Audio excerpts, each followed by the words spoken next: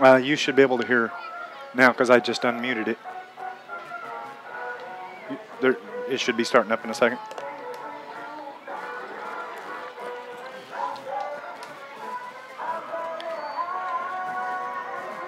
Hang on, Brian. Say that again.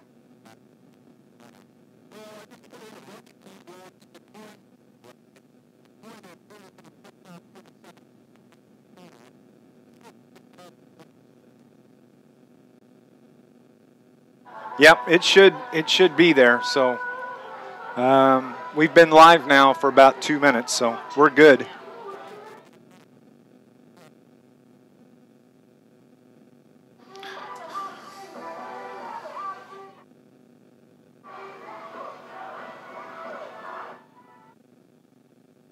All of a sudden, your audio back to me cleared up, so we're good finally, I think.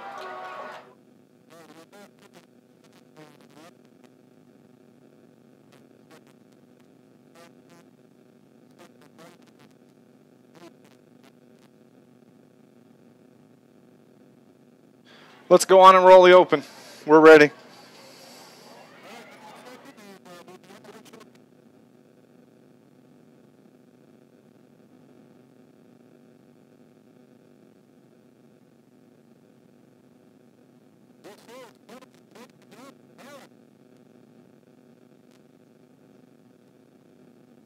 Hey, everybody on YouTube.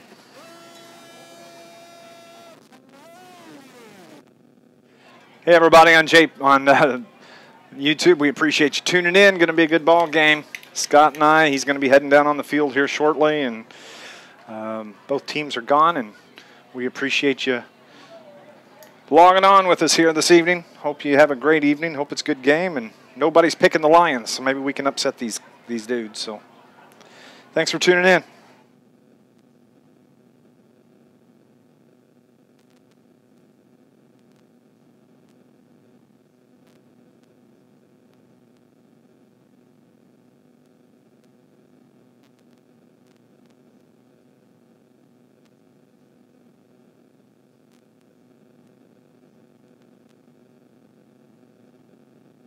Hey, good evening, everybody. Dave McKenzie and Scott Hudson. We're at Carterville High School Friday night in the first conference game, Scott Hudson, of 2017. And can it get any bigger than this? I don't think so.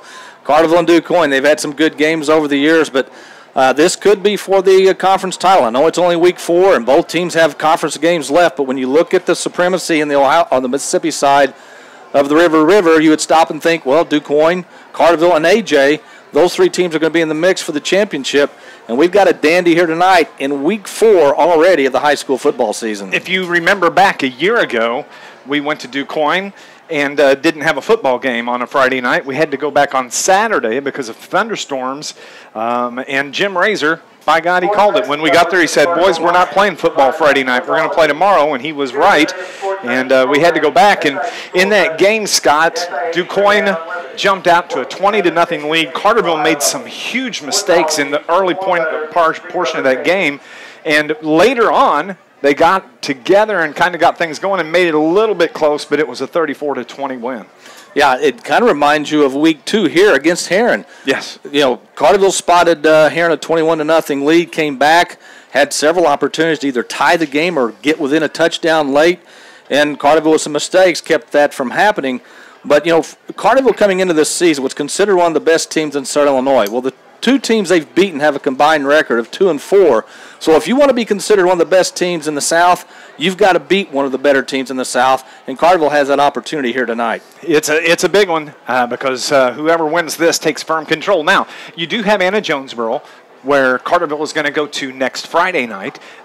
So they're in the hunt for this conference title as well. But whoever wins this takes a big step in securing that conference lead. Yeah, and AJ has an interesting game tonight at Nashville. Nashville's only won 1 game, but the 2 teams they've lost to, Westland and Carlisle, are both undefeated. So Nashville might be a little bit better than the record would indicate. Of course, we'll find out later how that game goes. But you're right, AJ's in the mix. But this is a game, again, Carterville playing at home. These are the games you want to win, your home games. And if Carterville can pull this win off tonight, I think it sets up for bigger and better things down the road. This Lions broadcast is brought to you by the Bank of Carbondale's Carterville Banking Center. The Bank of Carbondale, they now have an online mortgage center. That's where you can check rates for or apply for a mortgage online anytime. For more information, why don't you get a hold of the Bank of Carbondale's online mortgage center. You can visit their website at tboc.com. Member FDIC, equal housing lender, and all loans are subject to credit approval. NMLS registration number 742871. Both teams are in the locker room getting final instructions. Special visitors here this evening for the Carterville Lions as the tight ends coach from the Arkansas Razorbacks, Barry Lummy, is in the house this evening and is going to be able to watch about the first half. Of course, Carterville's tight end, number 45, Luke Ford, is the number 1 tight end in the country on the recruiting charts right now, and they wanted to come up and take a look at him in action and had a chance to say hello to him earlier, and we want to welcome them here to Carterville. We're going to go on and take our first break. I had a chance last night to talk to head coach Dennis Drust about this game with the Quoin Indians, and when we come back, we're going to hear that interview with the head coach of your Carterville Lions, Dennis Drust. You're listening to Lions Football here on News Radio WJPF.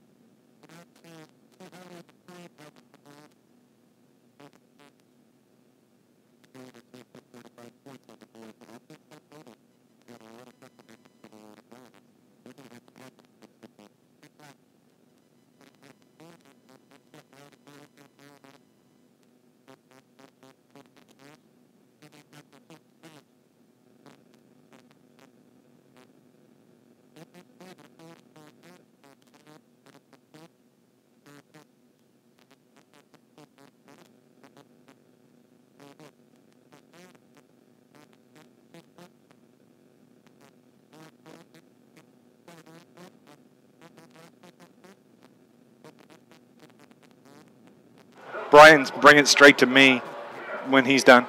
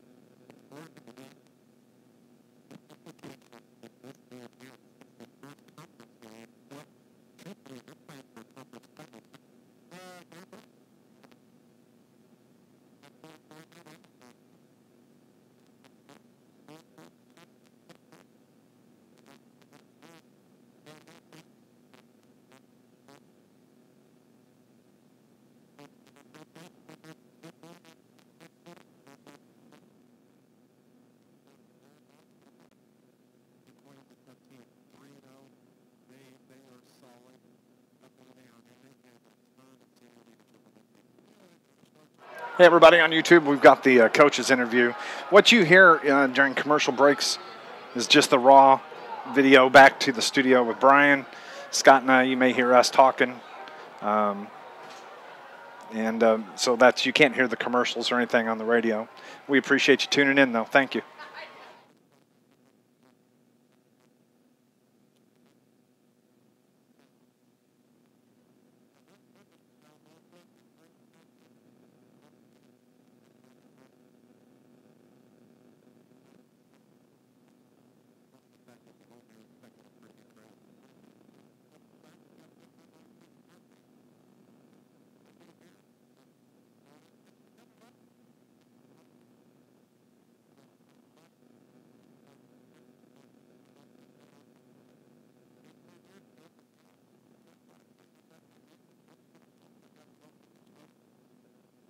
Brian, go on and go to commercial. Go to commercials for the anthem till I tell you. Go to commercials after this.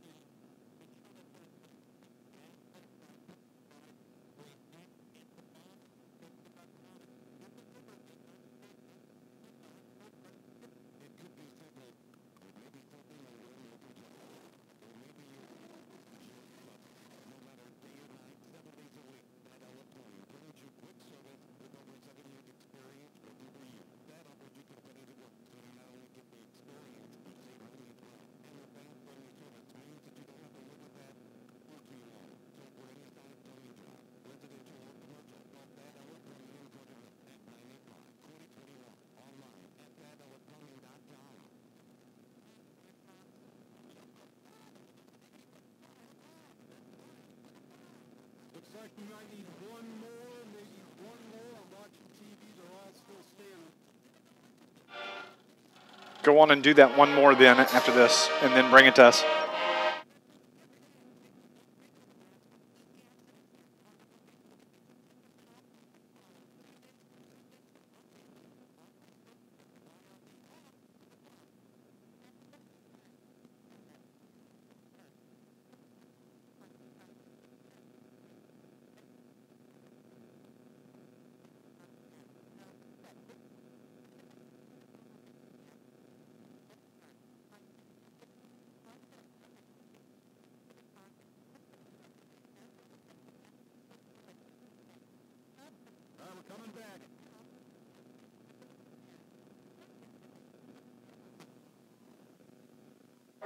Welcome back to Carterville, where the Lions are preparing to take on the Quoin Indians here, the first conference game of 2017. This Lions broadcast is brought to you by the City of Carterville, Mayor Brad Robinson, and the entire City of Carterville, proud sponsors and supporters of Carterville Lions sports. My partner, Scott Hudson, will be on the field once again for this home game. Kind of gives us a unique look down onto the field.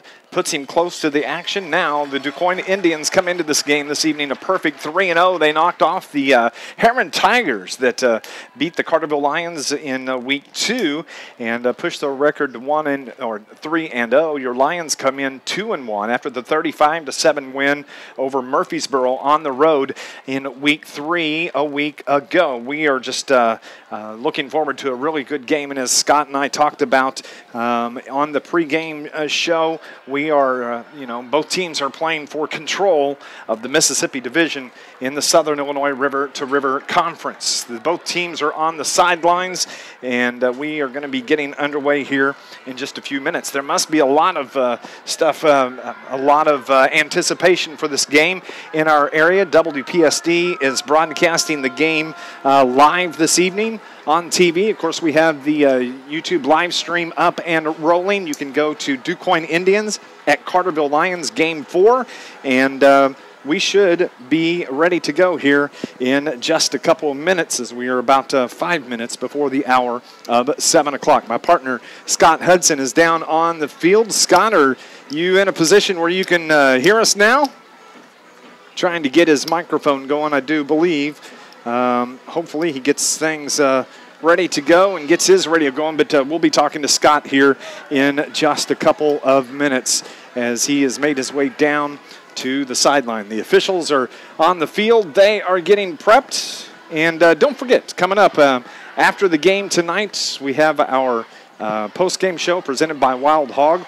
Some interesting news today as the Marion game at Cahokia was postponed until tomorrow because of some of the unrest in the St. Louis Metro East area. So that will be a 2 o'clock game tomorrow afternoon at Cahokia for the Marion Wildcats. Scott Hudson, are you prepared and ready to go down there on the field? Apparently not. We'll get that worked out and make sure that he is prepared here in just a couple of minutes as we are just moments away from the kickoff. The Carterville Lions are on the field, and we truly appreciate you tuning in this evening here on News Radio WJPF, and if you're listening online at WJPF.com. The Indians finally break huddle from their head coach, A.J. Smith, and they've got a ton of coaches over on that Quoin side here this evening as Scott is trying to get down there in the field. Are you ready, buddy?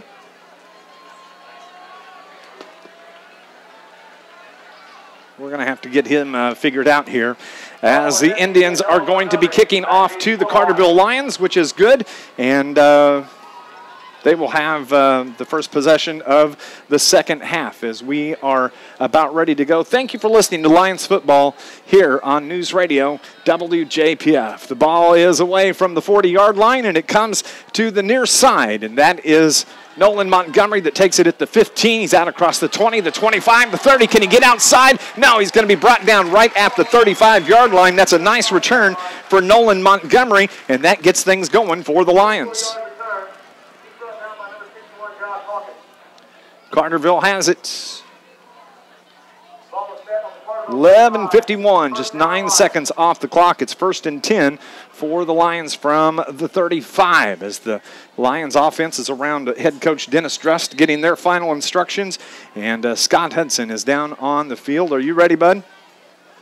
Yeah, Carterville's got good starting position, Dave, to start this first drive at their own 35. Let's see what the Lions got in store for the Indians defense. In the backfield, you have Cameron Mead and Brock Tuttle, and it is Christian Rollinson, the quarterback, as he gives it to Mead. He takes it right over the left guard and is dropped immediately for about a 1-yard loss. It's going to bring up 2nd and long for the Lions. Yeah, not much there between the tackles on that play. Carterville's going to have to mix things up tonight against this very good Quoin defense. 2 receivers to the right. That is Justin Johnson and Harley Vaughn. 1 receiver spread far to the far side as Carterville is moving from left to right here on your radio dial. Rollinson from the shotgun. 2 running backs in the backfield with him as well. It's the keep by Rollinson off the right side, and he spun down. Actually lost about a yard and a half. It's going to bring up a 3rd and a very long for the Lions. Back to the 35, the ball goes as we reach the 11 mark, a minute off of the game here early in this first quarter.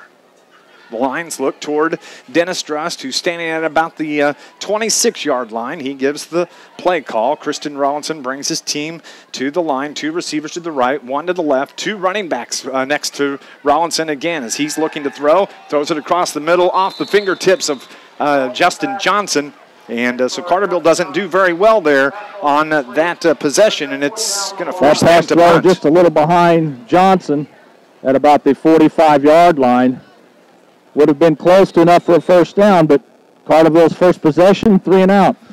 So the Indians are going to have the chance to see what they can do on their first possession as Clayton Donahue is back deep to receive the punt. He's standing at about the 30-yard line here at Carterville High School. As Colin Lazinski is in to do the kicking. He takes the snap, gets the kick away, and it's going to hit at about the 32.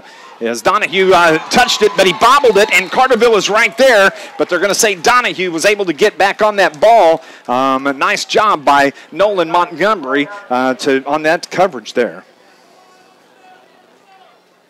So it's Quoin football. with 10:32 on the clock here early in this first quarter. Ball sets at the 24-yard line, and it's going to be quarterback Hank Stewart, number 12, that runs the show for the DuQuoin Indians. He comes in and has his team ready to go. So Carterville a week ago, they played good defense.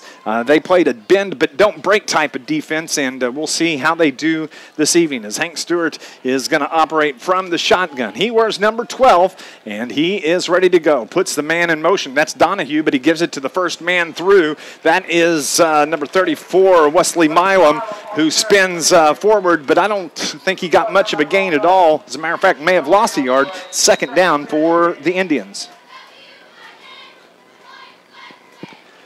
2nd and 10 from the 24, no gain shown on that play as the Indians have the football. Hank Stewart, he is the senior quarterback for the Indians. And we've already mentioned this team is just loaded with senior players. They have a lot of leadership as they put another man in motion. Stewart hands it to the running back. He falls forward to about the 23, maybe the 24-yard line. Once again, that was Milam with the carry. No gain. 3rd down and long now for the DuQuoin Indians. 3rd and 10 as they mark the ball again at the 24-yard line. Carterville had to punt on their first possession after a 4-and-out. Is that what's going to happen here for the Indians? Can the Lions hold the Indians to a 4th down play? Stewart takes the snap, rolls to his right, has a little pressure, has to roll out, throws it deep down the right side. His receiver is behind him. That is Donahue. He's across the 30 of Carterville and brought down at the 25. He got behind the Carterville defense and carries the ball. A huge gain for the Indians. It is 1st and 10 as they have the ball at the Carterville 28-yard line after that pass from Stewart to Donahue. It's going to be 1st and 10 now on that unbelievable play as Carterville, something that they haven't done a lot this year. Scott Hudson has let that defender get, or that receiver get behind him as Stewart works from under center, gives it to his running back. That is Milam once again. He falls forward for a gain of about 2, maybe 3, and it's going to be 2nd down for DuQuoin. Yeah, tough to give up a big play on 3rd down, and Carterville's defensive backs have done a very good job this year of staying with their men, not letting anybody get behind them, but that was a big play for DuQuoin to keep this drive alive. Gain of 1 for the Indians. 2nd and 9 from the 27-yard line. DuQuoin sends 3 receivers to the left, 1 split off to the right as Stewart is in the backfield by himself. Puts a man in motion. He is going to keep it off the left side, the left guard, and he falls forward and dives to about the 23-yard line, and that's going to bring up 3rd and long for the Indians. Yeah, and they're in 4-down territory here. They'll go for it if they don't pick it up here on 3rd down. Carterville's defense, they've been in this situation many times early in this season where they've had to come up with a big play deep in their own territory. Let's see if they can do it again. 3rd and 5. It was a gain of 4 by the running back. That is Milam. Wesley Milam, the junior running back, wears number 34. He's in the backfield with Hank Stewart once again. 3rd and 5. Stewart takes the snap, rolls to his right. He acts like he's going to keep it off the right side, across the 30, down inside the 25, and he falls inside the 10, rather, and is marked out of bounds at the 7-yard line. That's enough for an Indian first down. They're 2nd on this drive. Yeah, he ran the ball to the short side of the field, and Carterville had nobody over there to stop that run down the sideline. It's going to be 1st and goal for DuQuoin. From the 7, as Stewart brings his Indians to the line, the officials crank the clock up. Carterville's going to have to get a stop here. It's the give. Didn't catch the number on that, but he's inside the 5 to about the 3-yard line. 2nd and goal from the 3. DuQuoin's going hurry up here, as it is going to be right at the goal line. They stack him up. Did he get in? No signal from the officials. They're going to mark him short again. So it's going to be 3rd and goal from the 1 for the Indians. Ken Carter, DuQuoin is in the hurry up once again. They're really wanting to push it in there as Stewart keeps it, and he falls forward. Touchdown for the DuQuoin Indians by Hank Stewart. It is 6-0 DuQuoin. And this drive was all because of that big third down pass down the far sideline. Let's go back to the punt. The Quoin return man fumbled the ball. Carterville was not able to come up with it. Much like 2 weeks ago when Heron on their first drive fumbled the ball at midfield, Carterville couldn't come up with it, and Heron went on in to score. And to do the kicking is Cameron Johnson, number 58 for the Indians. He's a left footer, and he gets the kick up and away. So it's 7-0. The DuQuoin Indians with 6:45 on the clock. You're listening to Lions football on News Radio WJPF.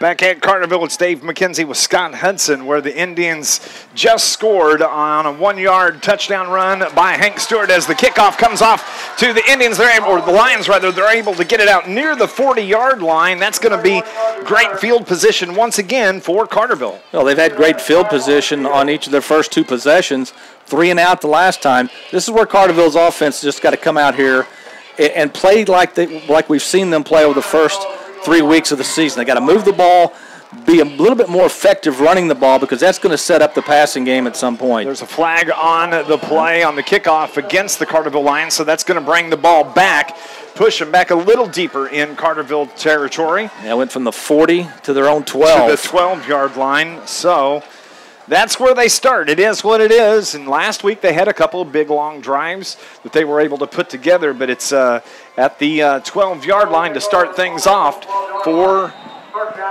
Christian Rollinson and his Carterville Lions. In the back, or on the field now, 2 receivers right, 2 to the left, and in the backfield is Brock Tuttle as Rollinson from the shotgun puts a man in motion, gives it to that motion man. That is Marcus Lasdinas out to the 20, maybe the 21. Nice run by Lasdinas. Yeah, he cut it up once he got close to the sideline, picked up almost enough for a first down, but that's what you want on first down. Get big yardage and turn it into second and third and short. They've been using him as that jet back, putting him in motion, and he's so fast off the edge. There's yardage there to be gained. So Rollinson takes the snap. Now he's looking to throw. Rolls left, has pressure from behind, dumps it off to Ford at the 25. The 30, he's brought down at the 33-yard line. First down for your Carterville Lions. Well, it's never bad when you're running for your life to look up and see a guy that's 6'6", 245 over on the sideline. Just throw it to him. That's what I look like. Okay. A lot of people don't know that on the radio. That's right. I was years ago. I'm not that anymore. Hey, you run a 4.40. It's just in minutes now, right? First and 10 from the 34-yard line for the Lions. Rollinson again works from the shotgun, looks to the right, throws it out to Justin Johnson at the 40, spins. There's 4-5 Lions there. They finally bring him down. They're going to give him the 42-yard line. That's a gain of about 8 for Carterville. And look for Justin Johnson to maybe be more involved in the offense tonight on that first drive. Pass thrown behind him on third down. That probably would have been a first down. Nice catch there. And, again, second and short for the Lions. Well, Luke Ford is going to draw some attention. He's going to draw some double teams and have some eyes on him. So there's going to be somebody open on that back side as Rollinson looks to throw once again down the left side, throws it deep, throws it up for Hartley Vaughn off his fingertips. It was wide. He was open, but just couldn't make the connection there. It's going to be 3rd and 2 now for Carterville. He had a step on Ashton Smith, the defensive back for DuQuoin, but just could not make connections with Rawlinson. Same thing happened for DuQuoin. The difference is they connected on theirs. Carterville couldn't. So it's 3rd and 2 now from their own 42 for the Lions. 2 receivers right, 2 receivers left. Brock Tuttle in the backfield. Rawlinson takes the snap, gives it to Tuttle, and he is dropped. He fights his way, and I don't know. He's going to be short. About a half yard, it looks like. This will be an interesting call by Coach Druss to see what he does here. Still in your own territory. You've got 4th and less than a yard. And it looks like Coach Druss is going to roll the dice, and he's going to go for it. He should. Nope. He's going to send in the punting team. There goes Harley Vaughn. He decides to think twice about that, or does think twice. So here comes the punting team. 10 seconds on the play clock. They're going to have to hurry up and get going as Colin Lazinski is in for the punt from the 43-yard line. 1 second, they're not getting it off. There's going to be a delay of game on Carterville as well. This Lions broadcast is brought to you by Charlie's Air Conditioning and Heating in downtown Carterville for over 30 years. Certified York dealer, and they service all brands. Call 985-2502, Charlie's Air Conditioning and Heating.com. Ball is moved back 5 yards. DuQuoin makes some wholesale changes defensively. If they snap the ball, they'll get that back, but they don't. Lazinski gets the kick away. It hits at the 30-yard line and gets a great Carterville hop down inside the 10-yard line to about the 8, and that is where they are going to down it right there. Well done by Colin Lazinski for the Carterville Lions. Nice punt. Of course, we very rarely touch on the special teams, but Lazinski's done a good job of punting this year so far. He sure has, and Carterville had their opportunity there. They just could not do anything on that play as they came up a half yard short of continuing that drive. But defensively now, Carterville has the Indians pinned deep as the ball sets at the 8-yard line with 4:08 here in the opening quarter, and the Indians with that 7-0 lead. 2 weeks ago at Harrisburg, DuQuoin turned the ball over 5 times. So they have put the ball on the ground. Carterville, it would really look nice if Carterville could get a turnover here. Stewart has 2 receivers right, 2 receivers left, 1 in the backfield with him as he takes the snap, and he is going to keep it off the right side. 1 man to beat. He's across the 20 to the 25, and he's wrestled down at about the 29-yard line. I like how that Hank Stewart runs the ball. Well, it's a little bit of a deception play. Everybody thought the running back was going to get it running to the near side. Stewart kept the ball. And another reason that play worked is because the offensive line held their blocks. That's a tough play to run. And sealed the edge. Got a nice block by the receiver out on the far side.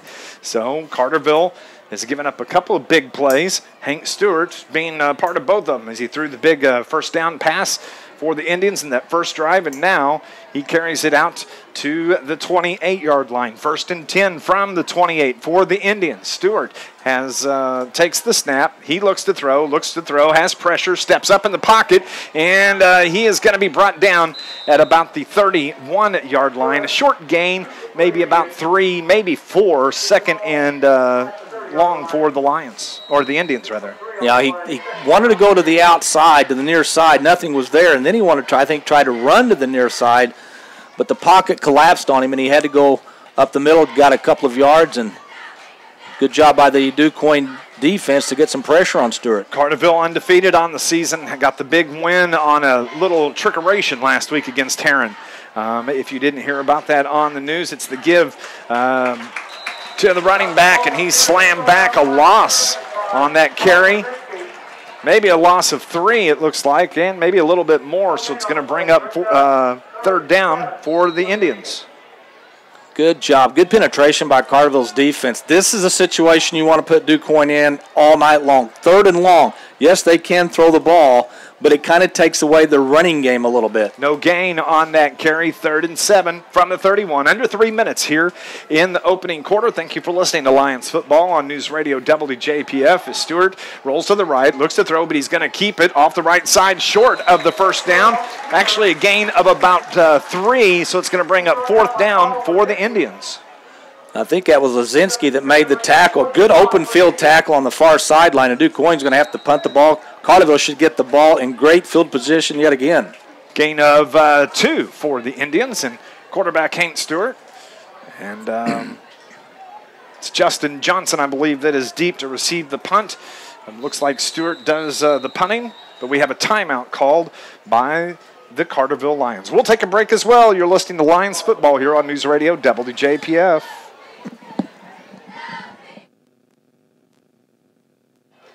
$60 here, please, Brian. 60.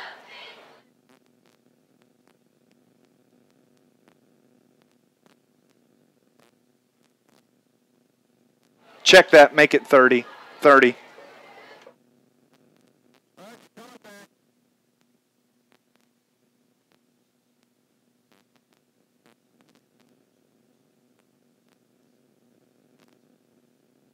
Seven to nothing. The DuQuoin Indians lead the Carterville Lions. There was a reason the Lions called that timeout. They had 13 players on the field. You can't do that? I can count to 20. If it had been more than that, I'd been in trouble. But I did count 13. Yeah, you can't do that. Hank Stewart does the punting for the Indians, gets the snap, gets the kick away. It's a low line drive kick, and it goes right out of bounds. Carterville's going to have it probably at about the 50, maybe as the official steps right at the 49-yard line of Carterville. So Carterville's got excellent field position once again. 2:07 here in the first quarter. It's 1st and 10 from their 49-yard line. Lions defense with a big stop. If DuQuoin goes down the field and scores again, all of a sudden it's 14 to nothing. You're still in the first quarter, but Carterville's defense did a nice job. Now you get the ball back in great field position. Let's see if the Carterville offense can get going. Justin Johnson spread far to the right. Marcus Lasdinas in the slot to the right. You have Christian Rollinson at quarterback. That is Cameron Mead in the backfield. He takes the snap, drops back, looks to the right, throws it out. Lasdinas has it at the 50, makes a move, cuts across the 45, up near the 40. He's brought down at the 41-yard line. Big play. We're going to start calling him Big Play Lasdinas. That's enough for a first down. And he made 2 or 3 Indians miss. I thought that play was going to go at the most for maybe 2-3 yards. And he cut it back towards the middle of the field and was able to get enough for a first down. Carterville needs to do something on this drive. 1:50 on the first quarter clock. Rollinson from the shotgun. Mead in the backfield. 2 receivers right as DuQuoin bringing pressure off the side. Look out. Gets it away. Gets it out to Lasdinas. Rollinson got buried. Lasdinas fights his way inside the 30. And that is going to be enough for a Carterville first down. You're right. Rollinson got blitzed from the backside. He never saw it coming. He got rid of it just in time, and another Carterville first down. 2 back-to-back first down plays for the Lions. Nice pressure coming off that end for DuQuoin, but Rollinson was able to get it away. Man, he took a shot. You could see it coming, too. 1:23 as the clock ticks here in the first quarter. 2 receivers left, 2 right, as Rollinson. He looked to the left, now he looks back right. More pressure, can he get away? Spins away, throws it deep down the middle, and it is over the head of Luke Ford. And I tell you what, we got lucky because Luke Ford pushed off on that. Him and the defender for the Indians were kind of battling back and forth. It falls incomplete. Second down for Carterville. Now, the defender is talking to the back judge about that very thing. And saying he pushed off on me. Rollinson had a little bit more time on that play to throw, but he just couldn't find anybody open. I do like how he looked off that back to the backside, though, on that. Could have been a huge play, should have been a huge play, but it falls incomplete. 2nd and 10. Rollinson rolls right, gets it out to Johnson. He catches it, bobbles it, hits the ground. They're saying incomplete. Good thing. I thought maybe it was a fumble, but it's going to bring up 3rd down now for Carterville. Yeah, Johnson had it, turned. I don't know if he took his eyes off the ball, but it's incomplete pass, and now it's 3rd and 10 on what started out as a promising drive. 20 seconds on the play clock as the Indians look toward Dennis Trust, who is standing at the 35-yard line. Always has the headset up above his ears. He never has it on, but apparently he can hear it that way. So as Rollinson takes the snap, he looks to throw. He's going to keep it, steps up in the hole. He is rocked and brought back down at the 30-yard line. It's going to bring up a 4th down for the Lions, and we're under a minute to go. Yeah, I would think Carterville's going to go for it here, obviously just inside the 30. But this possession has bogged down on 2 incomplete passes and a run up the middle. Not a design run up the middle, but it's 4th and long. They'll go for the first down here. 29 seconds on the clock. Rollinson from the shotgun. He takes the snap. He drops back. He's looking to throw. Throws it across the middle to Ford. It's caught at the 20. And he is brought down. They're going to give him the yardage. That's enough for a Carterville first down. Well done, Lions. Rollinson stayed in the pocket. There was pressure coming, but he was looking for the big man, the 6'6", 245-pound senior. And Luke Ford comes up with a big catch to keep this drive going. Rollinson is averaging about 143 yards a game throwing. I have just been so impressed with him this season in how he runs the ball, how he throws the ball. He's done a nice job, and Carterville has something brewing here. With well, they're actually going to measure. I thought he had it, and I still think he has it, but maybe Quoin's coaching staff asked for a measurement.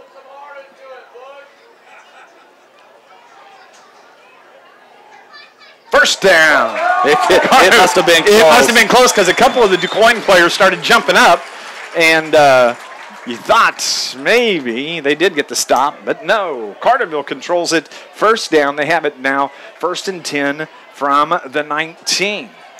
As the Lions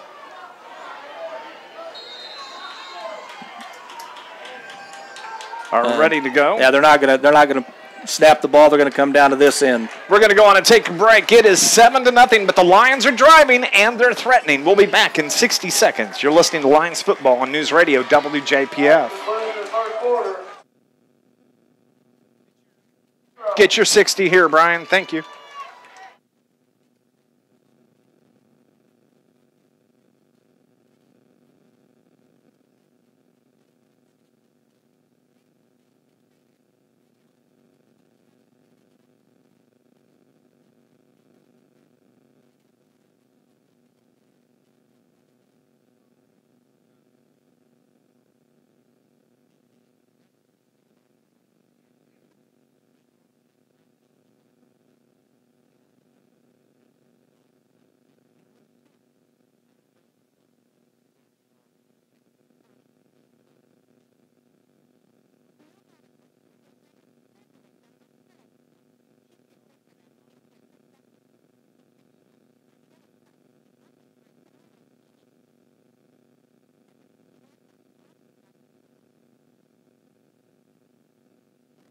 Back at Carterville as we are just underway here in the second quarter. Carterville has it. This is going to be the 8th play of this drive for the Lions. 1st and 10 from the 19 after they measure for that first down. Got to get points out of this. You've had a good drive to this point, a big 4th down catch by Luke Ford. The Lions need to put some points on the board. As Rollinson gives it to Lasdinas. Tries to get off the right side, cuts it up inside, but he's brought down right at the 20-yard line. Actually lost a yard there. It's going to bring up 2nd and 11 for the Lions. The Lions have only had one running play tonight that's done anything at all, and that was a jet sweep of Lasdinas in that first quarter. Carterville's really having trouble running the ball against this Quoin defense. And they're going to have to find a way to do that because that's going to help with the passing game. Yep. If they can establish the run here. As it's 2nd and 11 from the 20. 3 receivers to the left. Rollinson throws it to the left. That is Lasdinas into the 15. Cuts it up inside the 10. The 5. Go on and work it. That's a touchdown. Carterville Lions. A 20-yard touchdown pass from Rollinson to Marcus Lasdinas. Lasdinas broke a tackle at the 12 and then made 2 defenders miss around the 5 and dove into the end zone. What a play by Lasdinas, and the Lions are on the board. 11:18 on the second quarter clock. And Carterville has a chance now to tie this game at 7. Nice job by Lasdinas on that carry. As you said, he worked the defenders, zigzagged his way in, and then powered into the end zone. He's had room once he's caught the ball to make defenders miss. Lazinski on for the extra point. The hold, the kick, good. Tied 7-7. You're listening to Lions football on News Radio WJPF.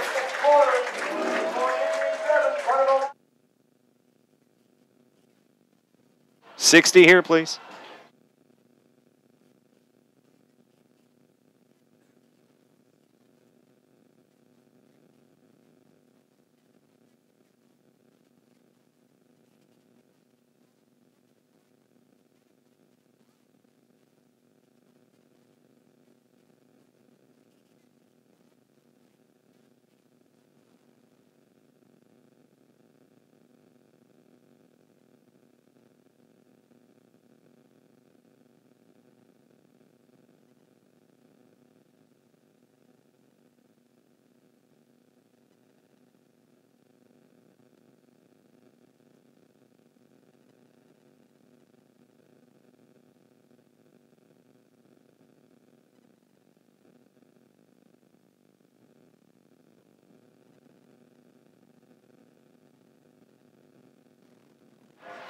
at Carterville. It's Dave McKenzie with Scott Hudson, where the Lions just tied this game up 7-7. Scott, that was a nice drive finally for the Lions. Nice drive that started at their own 49. Had to convert a 4th and 10 to keep the drive going, but they did. And then Lastadinas, what a nice game he's had to this point.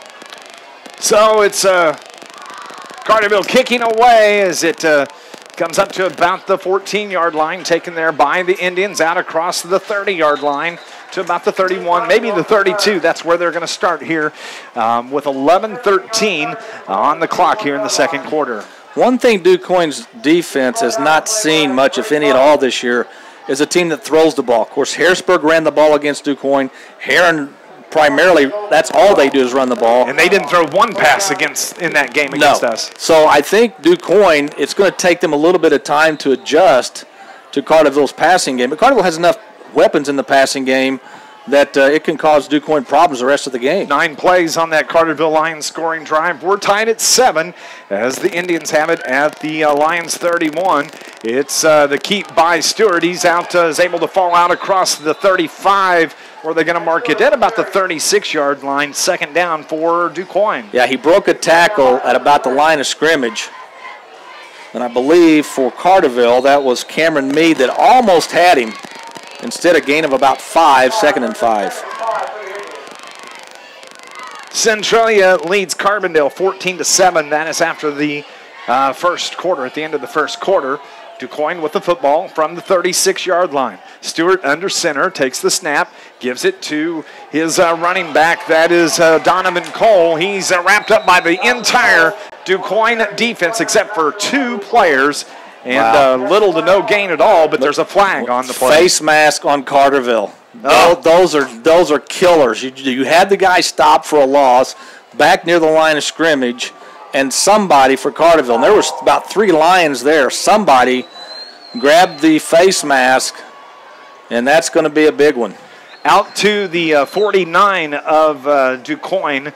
That is a 13-yard penalty from the last line of scrimmage. But they had them for the loss. Well, huge play. 1st and 10 now from their own 49, 10-20 on the second quarter clock. Stewart, he's working from under center now as he rolls to the right, rolls to his right, has pressure, dumps it off to the 50 as a receiver falls down, and that was Cameron Spiller who caught it. He's out probably about a gain of 5. It's going to bring up 2nd and 5 for the Indians. Now Stewart just rolled to his right, waited till a receiver came open. Spiller might have got a few more yards, but he slipped on the turf. Well, that penalty really, really hurt. Huge. Carterville's going to have to buckle down here defensively and shut down this drive as the Indians, they break huddle. Coach A.J. Hill over on the far side. And I was looking at his coaching staff and some of the names. We have a timeout that is called by the Indians. We'll go on and take another break as well. You're listening to Lions football here on News Radio WJPF. 60, please, 60. Hey, everybody on YouTube. Hello. Hope you're doing well. 7-7. We got us a ball game, don't we?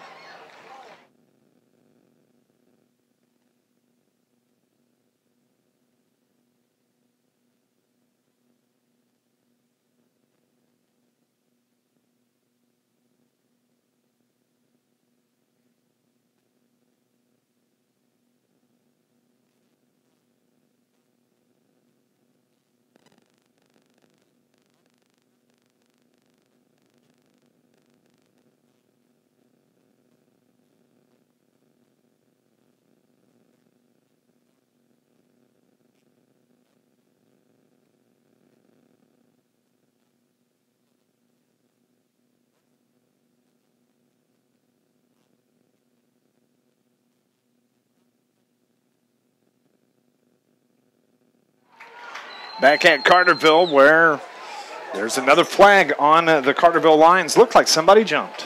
Yeah, one of the interior linemen must have been a hard count by Stewart. And that's enough for a first down. Now there's 3 big plays that have gone against Carterville in this first half already. The big play on DuQuoin's first possession. Long pass play, 3rd and long.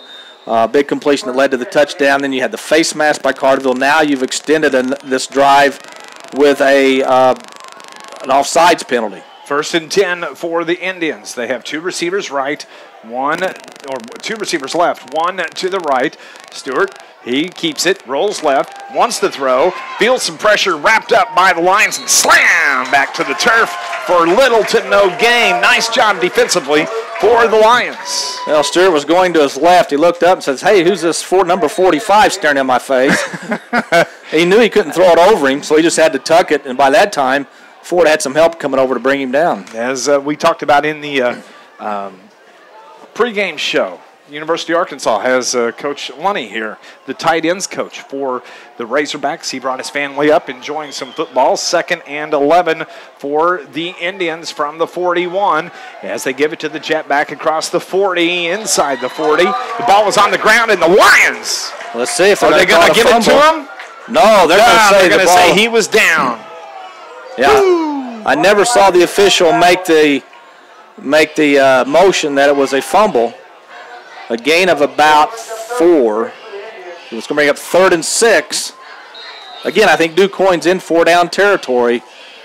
3rd and 7 officially on the scoreboard from the 37. 8:20 on the 2nd quarter clock. Big defensive play here for the Lions after a couple of penalties. Can they get the stop here as Hank Stewart, again, works from the shotgun, looks to throw, throws it right, throws it behind his receiver, and on the coverage out there for the Lions, that was Nick Kralis. It's going to bring up 4th down for the Carterville Lions. Yeah, if he throws it more towards the sideline, he might complete the pass, but he threw it towards the inside of the field, and the receiver's cutting to the outside, so this will bring up an interesting 4th down. Remember, Stewart is also DuQuoin's punter, so it's not out of the possibility that he might quick kick this. That's easy for you to say. It is. It was about 20 years ago. 4th and 7 from the 37. 4th down now, big play for the Lions, and we've got a penalty flag in the backfield, a delay of game on the Indians, so that's going to kind of force the hand and make them punt the ball on this play. Yeah, a big mistake by DuQuoin. And now I'm almost would assume they're going to punt the ball. Again, Stewart is their punter, so he's going to be in the game either way.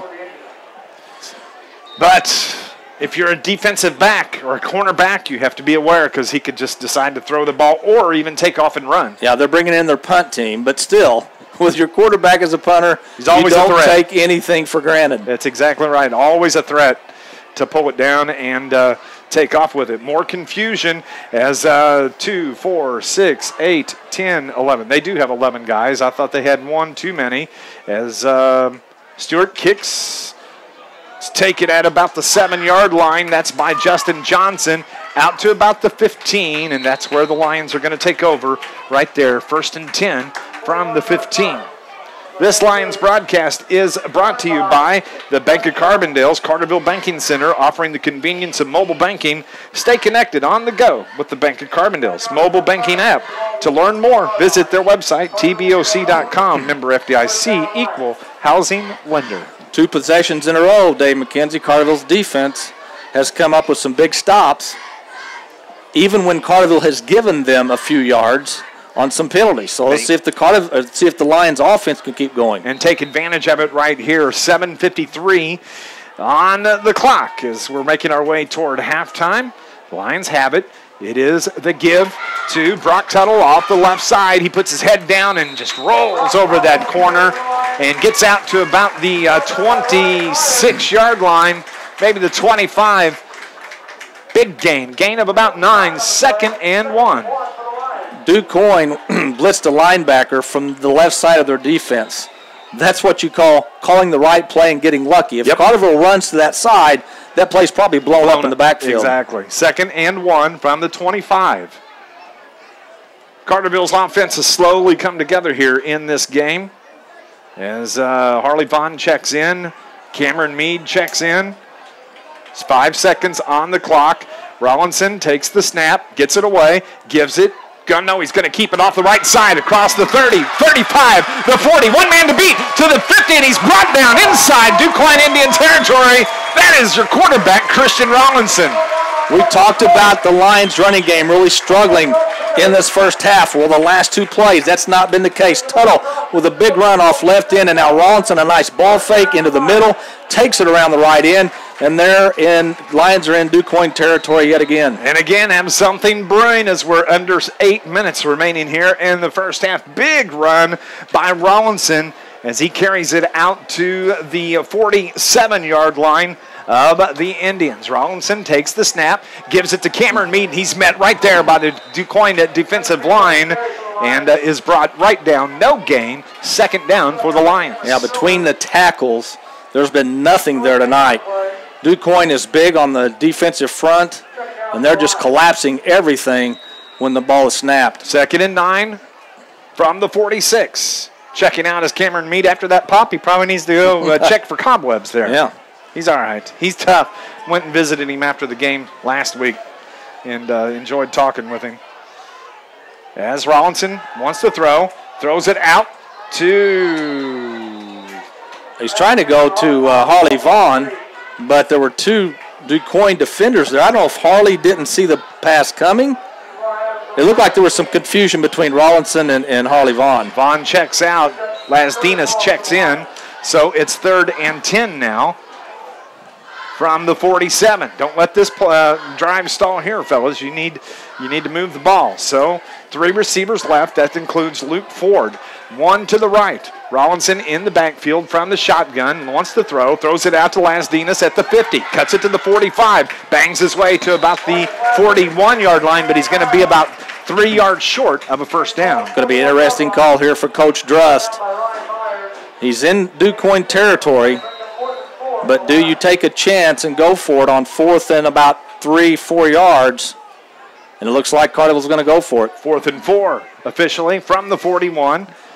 I'd go for it. Putting a lot of confidence in your offense. Absolutely, and in your quarterback as well. Rollinson, he is in the shotgun, takes the snap, looks to his right, back to the left, feels some pressure. Can he get away? He does. Spins away, throws it. No! He backs up and throws it over the middle, throws it up. It's caught by Lasdinas at the 19-yard line. First down for the Carterville Lions. Lasdinas, what a catch. He was behind the defensive back. The defensive back thought he was going to pick it off.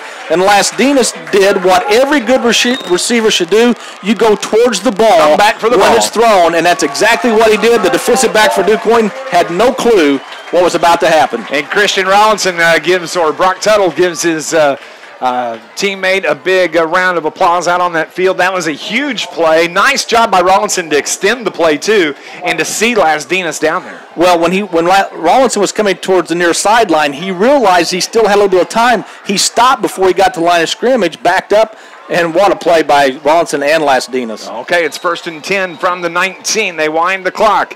Rollinson takes the snap. He's going to keep it off the right side. He gets out to the corner inside the 20, and he's grabbed right there. Little to no gain. They're going to give him about 1 yard. 2nd down for Carterville. Yeah, he ran about 20 yards to gain 1. Was never able to cut it upfield to get more yards. This DuQuoin defense has been pretty stout against the Lions running game for the most part tonight. Officially no gain. 2nd and 10 from the 19 for the boys in blue, moving right to left here at Carterville. Rollinson, 2 receivers right, timeouts called. And it's called by the Carterville Lions. Will break as well. We'll be back in 60 seconds. We have a tie ball game, 7-7. It's Lions football on News Radio WJPF. 60 here, please. 60 here, please.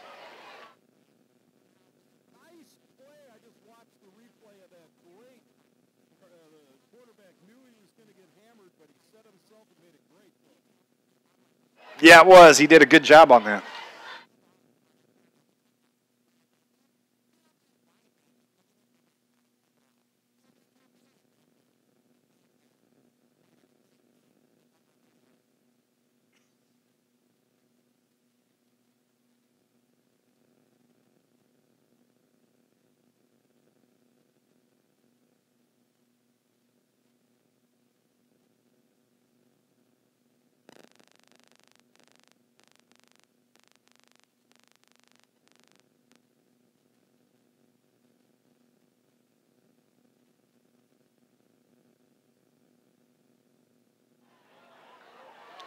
Back in Carterville, it's Dave McKenzie with Scott Hudson. Carterville has a drive brewing right here.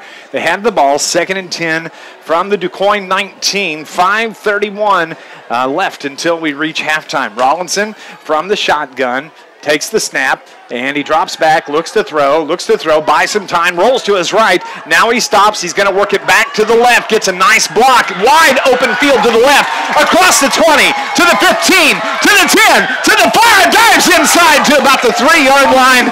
Love watching him run. Well, there's a penalty on Carterville. It's going to bring it back. Another crushing, I think it's a block below the waist. And yet again, Carterville shoots themselves in the foot.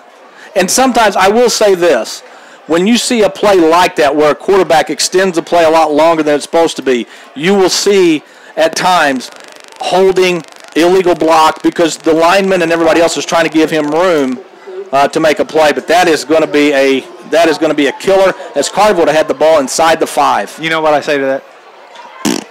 Yeah. That's exactly. How do you spell that? That's what. Well, I would like to say I'd like to say what I really thought about it, but I like my job. I want to keep it. They're going to bring the ball all the way back to the 38-yard line. So, what a killer. That's 3 big penalties on the lines here in this first half. It's going to bring up 2nd down and 29 from the 38-yard line. What play does Coach Dennis Drust have in his playbook? A 2nd and 20. When he looks at that sheet or in his head and he goes 2nd and 29, we're going to do this right here. He's going to spread 2 receivers right, 2 receivers left. He's got Brock Tuttle in the backfield, and he has Christian Rollinson as his quarterback. Christian looks like he was hobbling a little bit. He's okay, but he throws it across the middle, throws it up. And fortunately for him, it falls incomplete. Yeah, that ball was almost picked off. Rollinson had his eyes set on the receiver coming across the middle. And the DuQuoin defensive players, linebacker, was there waiting for it. So that brings up 3rd and long. And if Carterville went for it on 4th down, about the same spot on the field just a couple of minutes ago, I'm sure they're going to go for it on. I don't know, though. You might want to try and punt and put DuQuoin deep with what will end up being less than 4 minutes to go in the half. Rollinson's still feeling the effects of that long run as he has his hands on his hips. He's walking around trying to shake that off. It's 3rd and 29 from the 38. Rollinson looks to throw, throws it down the right side, wide open. Harley Vaughn, and he drops it at the 10-yard line. Vaughn was wide open, and you can see that he took his eyes off the ball because he knew he was wide open. 4th down for the Lions. A heck of a throw by Rollinson because it was an all-out blitz by DuQuoin. He threw the ball off his back foot, and he threw it from near midfield down to about the 10. It was a little underthrown, but it didn't matter because Vaughn was so far behind the defender. You know, he could have literally stopped and caught the ball. And, boy, I don't know, maybe Coach Dress is going to go check toes at halftime because Carterville has shot them off here in the first half. I know. They had the opportunities. Man, oh, man. They'll talk about penalties at half. 4th and 29 now, 4:40 on the clock. DuQuoin's going to get the football back without giving up any points. Nice kick by Lazinski. Kicks it out of bounds. Does it go out, or they're going to say touchback? So they're going to bring it out. This Lions broadcast is brought to you by Coldwell Banker Preferred Realty. Coldwell Banker Preferred Realty is happy to support the Carterville Lions.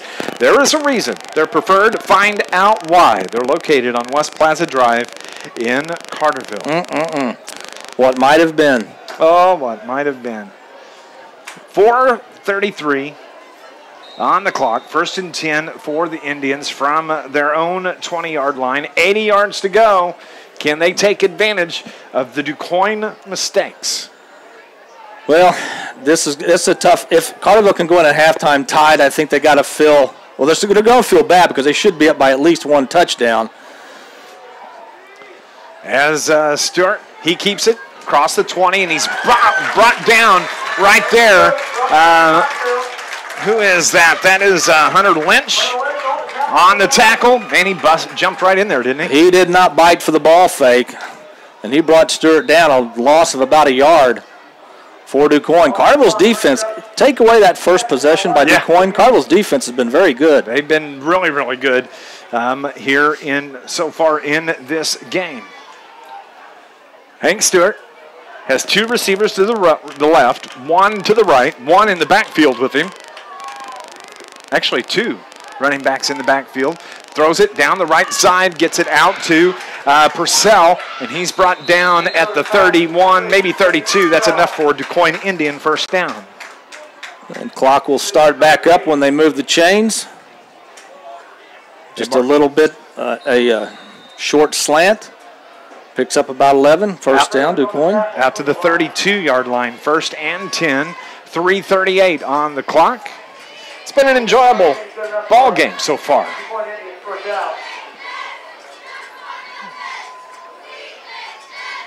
The Indians, they break huddle. 2 receivers left. 1 to the right.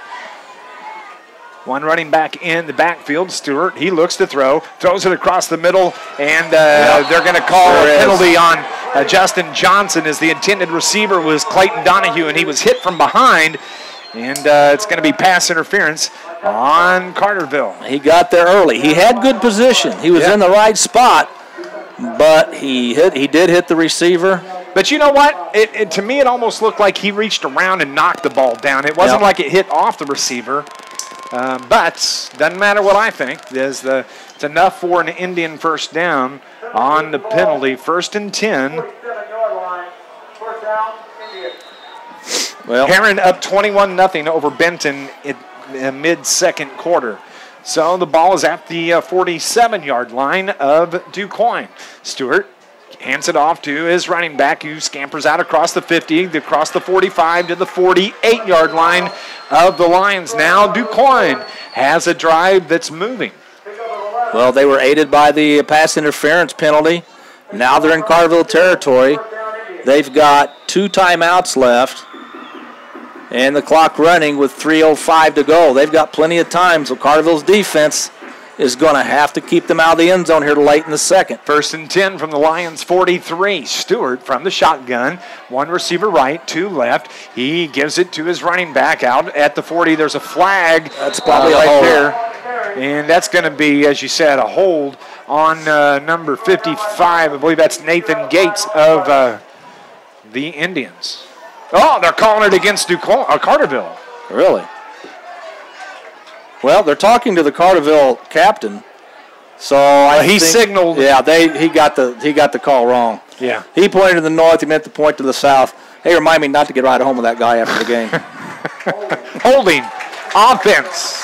There we go. Oh, he's got a microphone on him. Hadn't noticed that. So it's going to bring up first down on the hold. First and 10. First and 20, rather. From the 47-yard line of the Indians. Stewart looks to throw, looks left, feels pressure. He's able to get away, dumps it off, and passes tipped. And almost intercepted. It was tipped, I believe, by Luke Ford. And almost picked off before it hit the ground. But that's going to bring up second and 20 for the Indians. I believe the Carterville line that almost picked that off was Cameron Mead. He dove for the ball at midfield, just couldn't come up with it, and that's really kind of been the story for Carterville in this first half. Close, but no call. But no cigar. No cigar, you know. Johnson checks back in. Mead thought he was coming out, but no, he's going to stay in.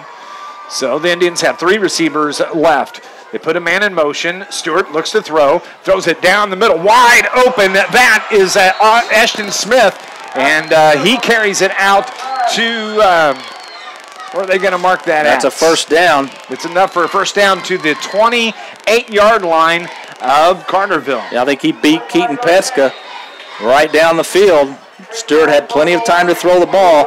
And another reason why it's important to keep DuQuoin out of the end zone here, Dave, DuQuoin will get the ball to start the third quarter. Yes, they will. 2:11 on the clock as we're making our way toward the half. Scott and I will have your halftime show coming up. We'll recap the scoring here in the first half. Not a lot. 7-7 right now, all tied up as Stewart gives it to his running back, his tailback. He's out to about the 20-yard line, about the 21 actually, a little short. It's going to bring up second down for the Indians.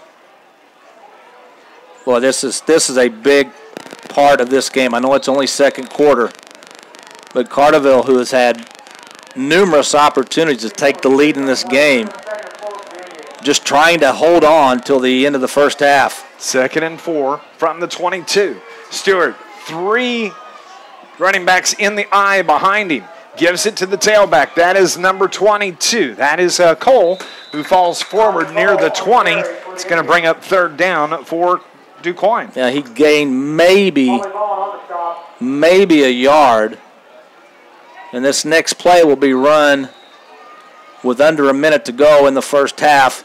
DuQuoin obviously going to go for it on fourth down this deep in Carterville territory if they don't make it here. Under a minute to go. 3rd and 3 from the 21. Again, they go with the 3 running backs in the eye. It's the pitch to Cole off the left side. He is going to be enough for a DuQuoin first down. They'll stop the clock just long enough to move the chains.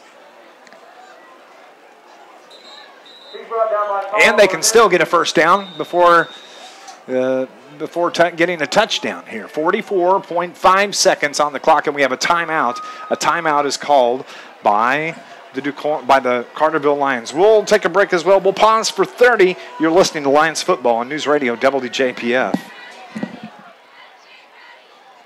If you need to take 60 here, you can, but 30 if not.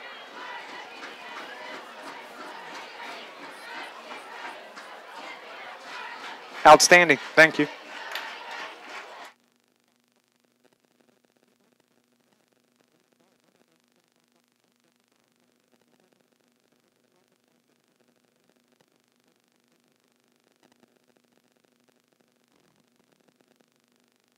Back at Carterville, it's Dave McKenzie with Scott Hudson. And the DuQuoin Indians have a drive moving. 1st and 10 from the 15. There's 44 seconds on the clock as they are ready to go. Hank Stewart under center. Again, 3 running backs in the backfield. A power I for the Indians. He's going to keep it, dumps it off, and throws it short, incomplete. His intended receiver was Wesley Milam. Falls incomplete. 2nd and 10 from the 15. Well, he had to get the ball away earlier than he wanted to, because I think that was Lasdinas, who's made big play after big play in this first half. He was right in Stewart's grill, and Stewart just had to throw it quickly. The only bad thing about that play, incomplete, stops the clock. 2nd and 10 from the 15. A little warmer tonight than we've had the last 3 weeks. But no lightning. No, we'll take that as we have timeout called by the Carterville Lions. I'm sure it'll be a short one, 40 seconds on the clock. Yeah, it's 80, 88, 89 today, probably for the high. Going to be warmer tomorrow and Sunday. We're actually sweating. We are. In our broadcast booth here tonight. We are. As that's the first time. Amy's shaking her head. No, she's not sweating. She's fine. That's something anybody needs to know. It's not the fall weather we've had for the first 3 weeks of football season. But next week, Scott and I will hit the road. We'll go down to Union County. Another river-to-river conference matchup as the Lions, man, they get the tough games, the hard part of the schedule done early in the conference as they go down to take on Anna Jonesboro next week. Yeah, it's always tough to win in the pit. Brett Dietering's done a great job with that program. They've got a big game tonight at Nashville, their first conference game. That's why this game is so big for both teams, but especially Carterville, already one loss on the season. You really want to keep that momentum going from the win last week. 2nd and 10 from the 15 for Hank Stewart and the Indians. He pump fakes, throws it to the outside. There was a push-off. Should have been a penalty called on the Indians on the push, but it's not. It falls incomplete, so it's 3rd down and 10 now from the 15, as only about 5 seconds ran off that the clock on that last play. Stewart with a pump fake tried to get the defensive back to bite on it, but Carterville Lions defensive back did not, stayed with the receiver. I believe that was Harley Vaughn out there. Now, Vaughn stayed right with him, and ball was overthrown, but there might have been a little bit of a push by the Indian offensive of the receiver. Remember, a week ago, Harley Vaughn had a big pickoff on as he put a stop to a Murphy drive late in the game. As it's 3rd and 10 from the 15. Stewart rolls to his right, has pressure, dumps it off at the 15, down and knocked out of bounds inside the 5. That's enough for a first down, so it's going to be 1st and goal for the Indians. And let's see, we have a penalty flag on the play. Illegal procedure. Against Quoin. Wow. Big. That's the first penalty that's been against the Indians. Yeah, that's Carterville says, hey, welcome to our world. Now you know how we feel. Yeah.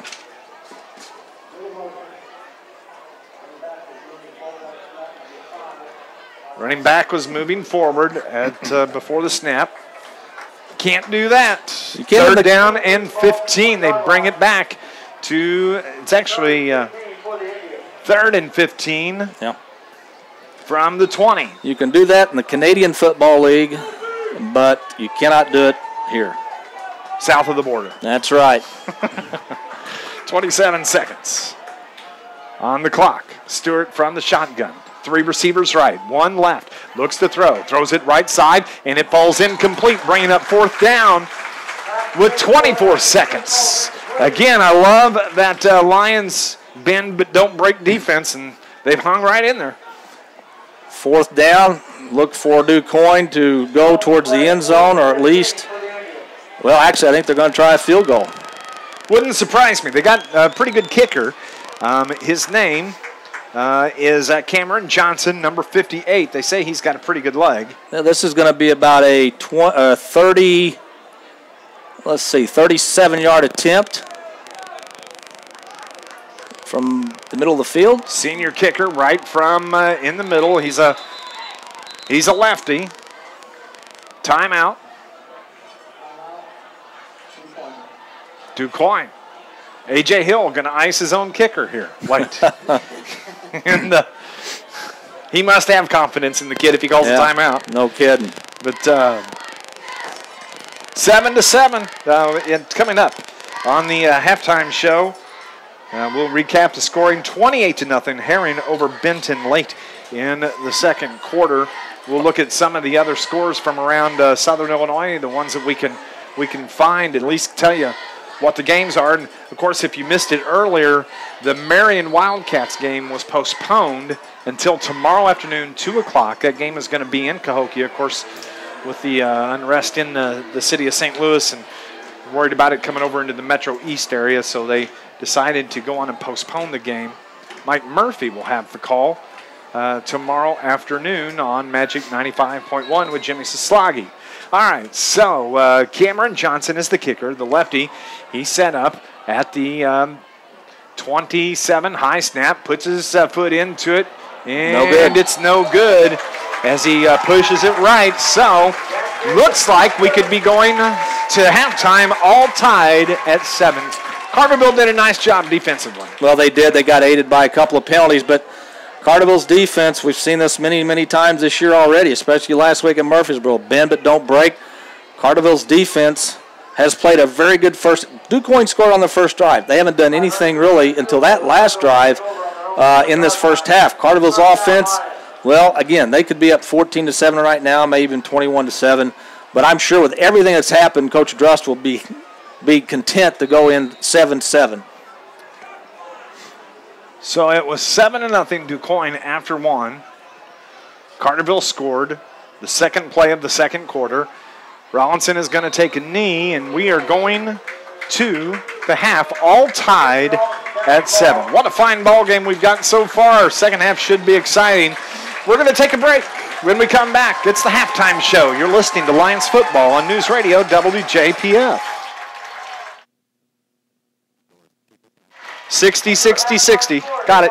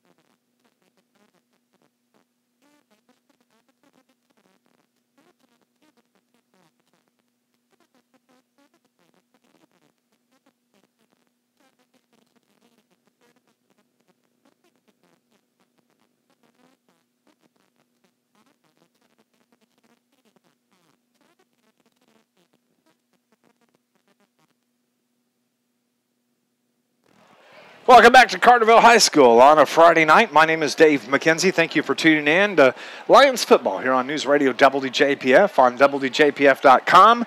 If you're listening to the live stream, or if you're watching the live stream on YouTube, you can go and search DuQuoin Indians at Carterville Lions Game 4. And we got a good ball game right here. It's tied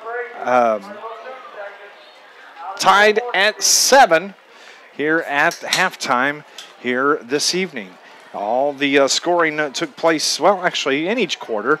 It was the Carterville Lions that had the football. They punted the ball away after a 4-and-out, but then it was Hank Stewart scoring on a 1-yard touchdown run. The extra point by Cameron Johnson was good, 7-0. That was at the 6:45 mark of the first quarter. Carterville, they had a possession, had to punt. DuQuoin had to punt, and then Carterville gets the football back, and it was a 9-play drive that they wound up on a 20-yard touchdown, scoring on a 20-yard touchdown pass from Christian Rollinson to Marcus Lasdinas. That was at 11:15 of the second quarter. The extra point by Lazinski was good, tied at 7, and right there you've got all the scoring in this ball game. I thought a lot of people thought this might be a higher scoring game. But, you know, Carterville had a great opportunity there late in the second quarter to take the lead 13 or 14-7. Carterville's defense, I thought, played well after the first possession by DuQuoin. Carterville's defense played really well. Rollinson, you know, you got to hand it to the kid. He doesn't extend. I mean, there are quarterbacks who extend plays. I think he does even more than that. He makes plays when there's nothing there to be made with his feet, with his arms. And just unfortunately, Carterville had a penalty, a dropped touchdown pass. So all in all, it was an entertaining first half. DuQuoin will get the ball to start the second half. So DuQuoin's defense is going to be out on the field yet again. It's halftime here, and I can tell you what, the Carterville Lions, the Pride of the Lions marching band, getting ready to have their field presentation tonight. The 50-50 drawing tonight is going to benefit the band boosters. They're wanting to buy new uniforms. The uniforms they're wearing out there right now, 15 years old, and they're wanting to buy some new uniforms. So tonight's 50-50 proceeds are going to go to the band in that drive to raise money for new band uniforms. These kids work so hard. After football practice is done at 5:30, 6 o'clock, on a weeknight, the band is out here. They come out and work, and they run laps before practice. And they're tough, and they do just a great job, and they work real hard. And they got a couple of big competitions coming up. One at SIU, the Music in Motion event. They're actually going to be hosting their own competition here at Carterville in October, so a busy time, not just for football, not just for volleyball, not just for cross country and golf and soccer, but you also have the band competitions, and they are very competitive as well. We are tied at 7 between your Carterville Lions and the DuQuoin Indians. This is for first place, Scott Hudson, in that SIRR Mississippi Division, and so far it's been a good ball game. It has. I can see why DuQuoin's undefeated. They're very solid. Their defensive line, offensive line are very good. Stewart's a very good quarterback. I wouldn't say he's a great quarterback, but he's a jack of all trades. He can run the ball. He can throw the ball. He runs the option very well. So Carterville has played a good first half. They've got to cut down on their mistakes. Some penalties cost them. Carterville's just going to have to. I think one thing Carterville's going to have to do in the second half at some point is they're going to have to get the running game going a little more. As I pointed out in the first half, DuQuoin has not seen a throwing team like Carterville this year, and I think it showed in that first half. You saw Harley Vaughn get about 5 yards behind his defensive back late there in the second quarter. And really, the guys that had been involved in the passing game for Carterville at that point had been Justin Johnson, Luke Ford, Marcus Lasdinas, and they kind of forgot about Mr. Vaughn. Couldn't come up with a catch, but Carterville's got so many weapons. I think that's what's going to keep them in this game and hopefully lead them to a big victory. We shall see. This Lions broadcast is brought to you by the Bank of Carbondale's Carterville Banking Center. The Bank of Carbondale is proud to be locally owned and operated community bank. Stop by and visit their friendly and professional staff at the Carterville Banking Center, located at 200 West Plaza Drive, member FDIC, equal housing lender. We're going to go on and take another break. It's 7-7. We're at the half. It's Lions football on News Radio WJPF.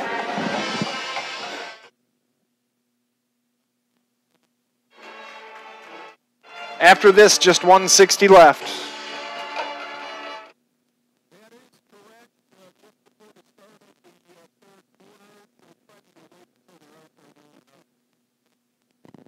Thank you. Hey, everybody on YouTube. How are you? Hope you're doing all right. Let's see here. Can we figure out how many's on here tonight? We appreciate you tuning in and watching here this evening. If you're at Loopers, hello. Aaron and the gang. If you're over at the Wild Hog, hello to you.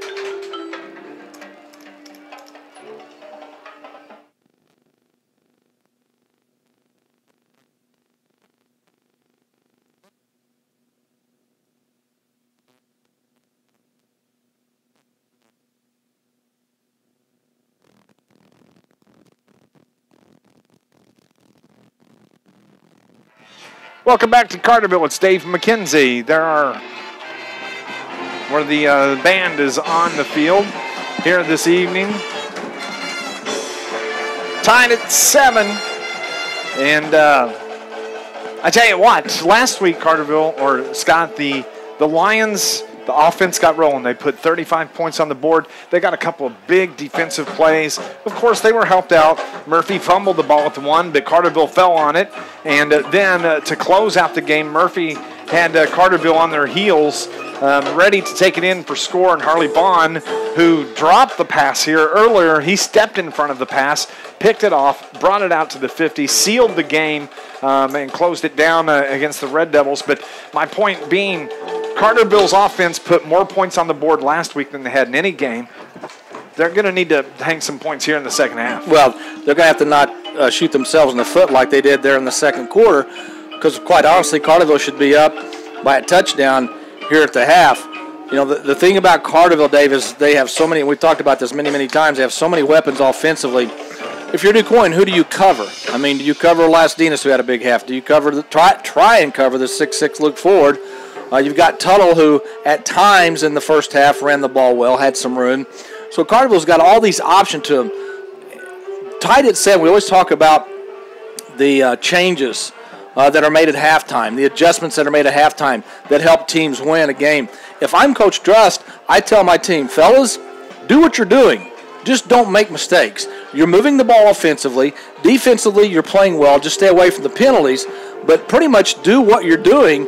And if you don't beat yourselves, you have a good chance of winning this game. Well, and that's what they talked about in yesterday in his final chat at the end of practice yesterday. He said, gentlemen, you have to eliminate the mistakes. If you eliminate the mistakes, you're going to be winning a ball game. You can't fumble the ball.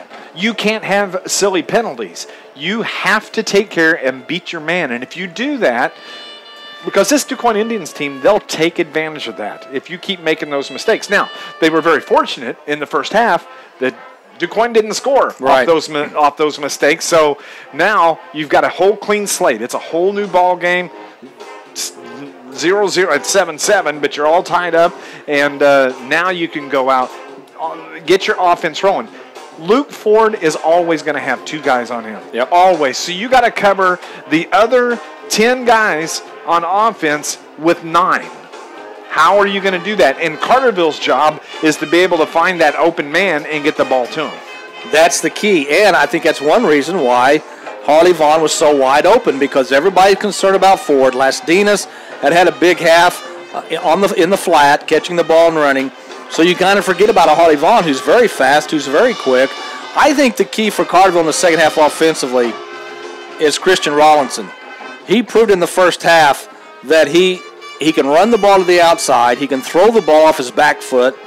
he can make plays. And if Quoin cannot bring him down, he's going to really cause them some problems because he's good enough running the ball. If he does get flushed out of the pocket and he's going to either sideline, then Quoin's defenders have to make a decision. Do I go up and try and stop him running the ball, or do I stay back on a receiver thinking he's going to throw the ball? So to me, as long as Rawlinson's got some time to see downfield, I think he's the key player for Carterville in this second half. He absolutely is. The Pride of the Lions marching band is in the middle of their performance here this evening. Nice crowd as we look out the window on the Carterville side. Carterville is very excited about their football team this season, and the DuQuoin Indians should be as well. As that one thing, I used to live in DuQuoin and used to be an Indians fan back in the 80s and the powerhouse days of DuQuoin football. And if this was me looking out over the field, I'd be standing out there by the parking lot on the northwest side up on the hill, because that's where I like to stand. Yep. DuQuoin fans like to stand up and watch their football. Yeah, a lot of fans like to kind of move Get along on the fences. Yep. And you have a little bit more room to maneuver, but DuQuoin's been a rich football tradition for many, many years, and they've always had good football teams. They had a couple of down years where they didn't. I know one year they didn't make the playoffs, but A.J. Hill took over this program. A lot of people thought, okay, A.J. Hill, who's the same age as my son, who played football against my son, so it doesn't seem like he's old enough to be a high school football coach. He's done an outstanding job in just 2 seasons as a head coach. So they're always going to be good. They're always going to have tough, hard-nosed kids. And that's exactly what we saw here in the first half. Heron Tigers taking on the Benton Rangers, and the Tigers, they kicked a 34-yard field goal just as the half ends. They lead it 31-0. That game is at the half. Cesar-Valier, Woodlawn, Waltonville leads Johnston City at half 40-6. So Weren't they the team of the week last week? They were the team of the week. Was it last week or 2 weeks ago? Maybe 2 weeks ago. It was 2 weeks ago. 2 weeks ago. So they didn't let the sports voice curse. Well, I tell you what, and I'll tell you this. We talked about it on Sports Voice, and if Carterville wins this game, they're the team of the week. Yeah, everybody in the Southern picked against them. This is the biggest game in Southern Illinois tonight, and we hope the curse works because last week DuQuoin was our team of the week. Exactly. So we'll find out. We are just a couple minutes away from the start of the second half as the Indians are getting ready to come out of their locker room. The Lions are making their way out. The officials are coming out. Nice job by the Lions marching band. We're going to go and take our final break here at half. We're getting ready for second half action. Should be fun. It's all tied at 7, Lions and Indians, here on News Radio WJPF. Also, mark your calendar.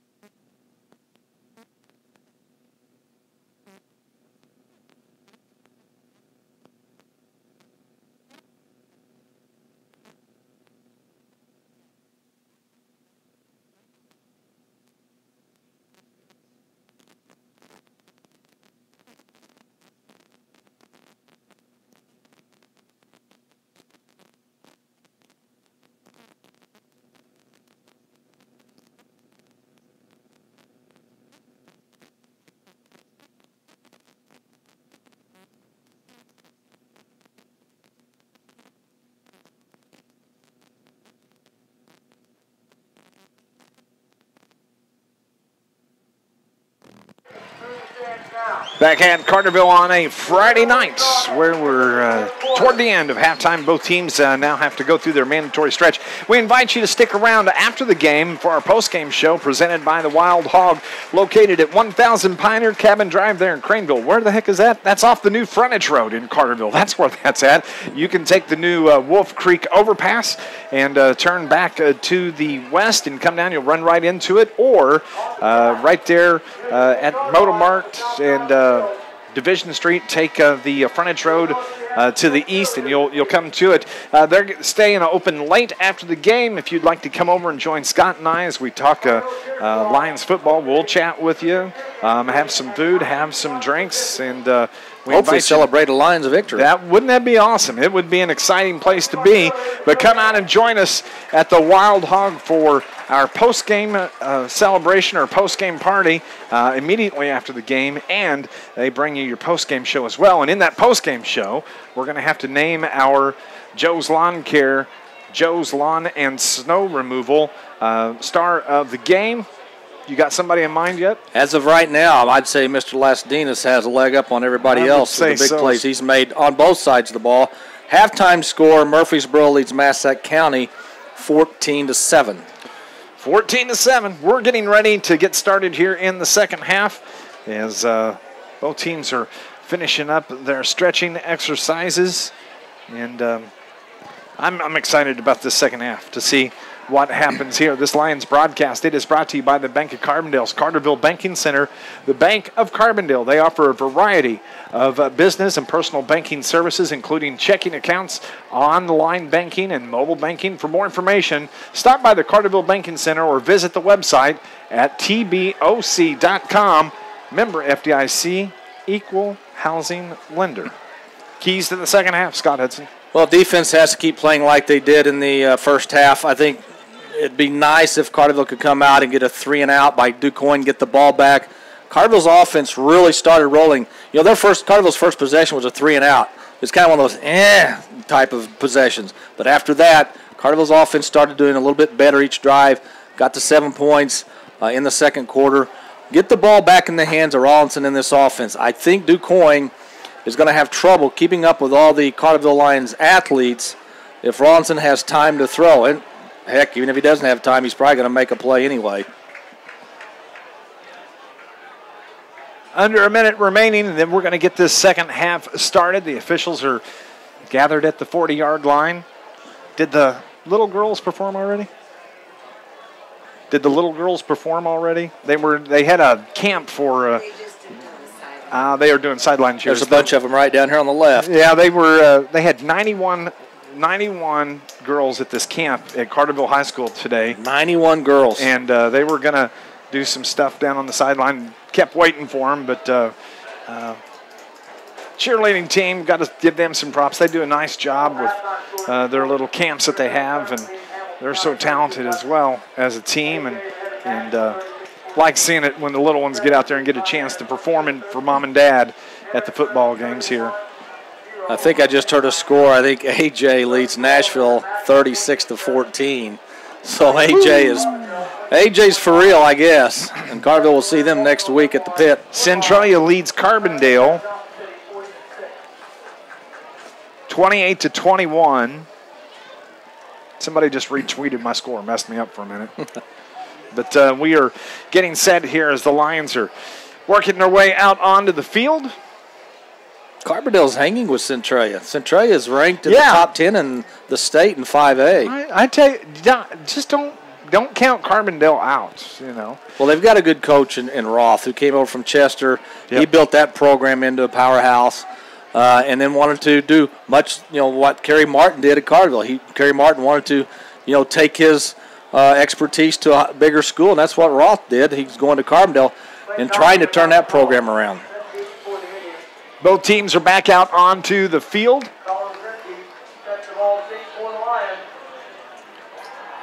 And the Lions are set to kick off. Quoin will have the ball to start the second half. Thank you for listening to Lions football here on News Radio WJPF. It's a short kick, bounces at about the 10. That's where it's picked up by the Indians' return man. That is Donahue over to the left side, out across the 30 to about the 35-yard line. That's where they're going to start 1st and 10 here in the third quarter. Let's see if Carterville's defense, who got the big stop there at the end of the first half, can come out and maybe put a three and out for Quoin and give Carterville's offense the ball back.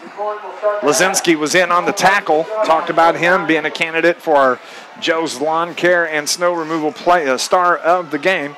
Hank Stewart at quarterback has one receiver left and right, and Stewart's going to keep it off the right side, makes a cut up to the 40-yard line, and that's where he's brought down by Brock Tuttle of the Carterville Lions. Yeah, he's just reading his blocks once he goes to the outside. If If the block is where he wants it, he'll go to the outside. If there's an opening, he'll cut it up the middle like he did there, picked up about 5 yards. 2nd and 6 from the 40, a gain of 4 officially, as that ball is just right on the 40-yard line. Stewart from the shotgun takes the snap, wants to throw, throws it off the left side. That's his receiver out there. That is Woodside. Will Woodside with the reception, and he gets enough for an Indian first down. I think Carly Vaughn was the defensive back over there to bring him down, but not before a first down. They push it out to their own 49-yard line. Just underway here in the second half, all tied up at 7. This key Mississippi Southern Illinois river-to-river conference matchup between these two teams. Stewart takes the snap. He gives it to his running back. That is Milan with the carry. Big gain for Milan out to about the 45 of Carterville. It's going to bring up 2nd and 4. Yeah, a gain of about 6. Quoin looks like they're ready to play this second half. They come out with a little intensity here on these first 2 or 3 plays. And defensive line for the Lions is going to have to tighten up a little bit as they're getting some big yards on these runs, and that's between the tackle as Stewart rolls to his right, wants to throw, but he's going to keep it, dumps it off as he just a little shovel pass to Charlie Mercier. He was the intended receiver, falls incomplete. 3rd down and 4 for the Indians. Not so sure Mercier was expecting that, but again, a heady play by Stewart, who saw that he had nowhere to go, was going to be brought down, saw his receiver out there in the flat, and just couldn't make connections. So the Lions have it. Or excuse me, the Indians have it, and the pass that is picked up. Oh, man, his arm was going forward. You think so? I thought maybe he lost it. Stewart, he went back to throw, and the ball come out of his hand. I thought maybe he might have lost it before his arm was moving forward. And it looks like Quoin's going to punt. I'm a little surprised by this. I mean, I'm glad, I'll be honest with you. I'm glad Quoin's going to punt the ball, but I'm surprised in Carterville territory. I know it's only in the 45, but 4 yards to go. I think I would have gone for it if I were Quoin. Justin Johnson is the man back to take the punt from a quarterback. Hank Stewart kicks it away. Nice kick. Let it go. Drives Johnson back to the 6. He takes it and is buried at 7. And that is where the Lions are going to take over here in the 3rd quarter. This Lions broadcast is brought to you by Charlie's Air Conditioning and Heating in downtown Carterville for over 30 years, proudly supporting the Carterville Lions. 985-2502, or go online, charliesairconditioningandheating.com. That's twice Carterville's fielded a punt around the 10-yard line. I think I would let it go. There's a better chance it's going to go into the end zone and you're going to get at the 20 than you're going to field it and get past the 20. But nonetheless, Carterville gets a ball at their own 10. And Carterville's offense, which has been as advertised in the first half, is going to get their first shot here in the 3rd quarter. 1st and 10 from the 10. 10:06 on the clock here in the 3rd quarter. As Christian Rollinson has 3 receivers left, 1 to the right. Rollinson from the shotgun, and he gives it to Brock Tuttle, who falls forward out across the 10 to about the 12-yard line. It's going to bring up 2nd and 8 for Carterville. Yeah, just not a lot between the tackles. The defensive line of Quoin, which is big, really just clogging everything up in the middle. You don't want to make a mistake here, obviously deep in your own territory, but you also do not want to get too conservative. 9:38 here in the 3rd quarter. 7-7. Indians and Lions are all tied. Rollinson, he's going to keep it, takes it up the middle, across the 20, 25, 30. Can he get a block to the 40-yard line, the 45, and that's where he's brought down. Big run by number 15, the quarterback for the Lions, Christian Rollinson. And I think that was Keaton Petska that did a great job of blocking downfield to give Rollinson some room to figure out if he wanted to go to the inside or outside. So big run by Rollinson to extend this drive. Big time. Christian Rollinson Yeah, Petska did a nice job just getting out and being getting his way. Getting his way. And Rollinson did a nice job with the read on that as he takes the snap, and he's going to keep it once again, and he's driven back, and the flag comes in late. That might be a face mask. Because there were no Carterville Lion offensive linemen where the flag was thrown. Rollinson's even motioning face mask. Face mask on the DuQuoin Indians, so that's going to add some yardage to that. 15-yard style. Actually, it's only going to be a 5. An inadvertent face mask, but still, Carterville will take it, and it stays first down. First down. And let's see here. First down. Should be 1st and 5. Yeah. They've still got 1st and 10 up on the board, but from the 50. 1st and 5 from the 50-yard line for the Lions. 2 receivers left, 2 to the right. Rollinson gives it to Brock Tuttle off the right side. He fights his way to about the 48-yard line of the Indians. So it's going to be 2nd down now for Carterville.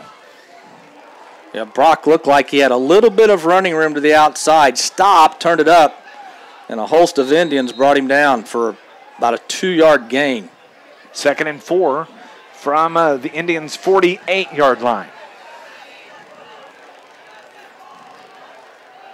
Rollinson, low snaps, able to handle it, wants to throw down the left side, has Marcus Lasdinas right there. Ball is tipped and right into his hands, and Lasdinas scores on the touchdown.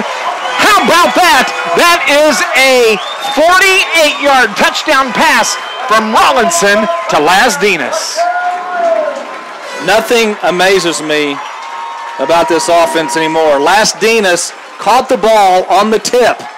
He kept focus on the ball the whole time. A well-thrown ball by Rollinson, considering it was great coverage by the DuQuoin defender. But Rollinson, who did have a step on the defender, kept his eyes on the ball. And Mr. Lasdinas has given the Lions the lead. How about that? As he got behind the defender, the ball was tipped, but right into him as the kick is up and good. Carterville leads the DuQuoin Indians 14-7. We'll be back in 60 seconds. Lions football on News Radio WJPF. 60 here, please.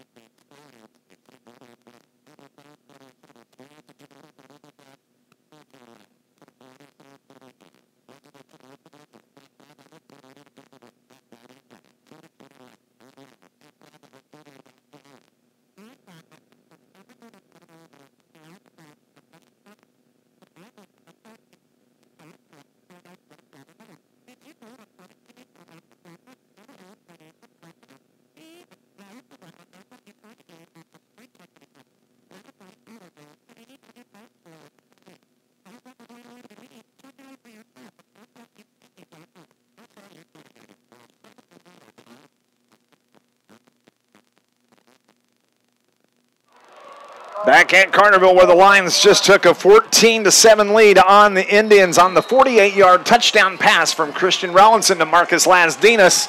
Carterville has a 7-point lead. As the kickoff bounces into the end zone, and that's going to be a touchback. It'll be 1st and 10 for the Indians from their own 20. A 90-yard drive by the Lions.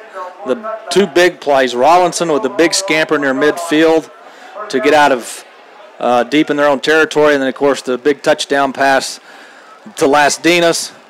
And Carterville has a lead of 14-7. Wow.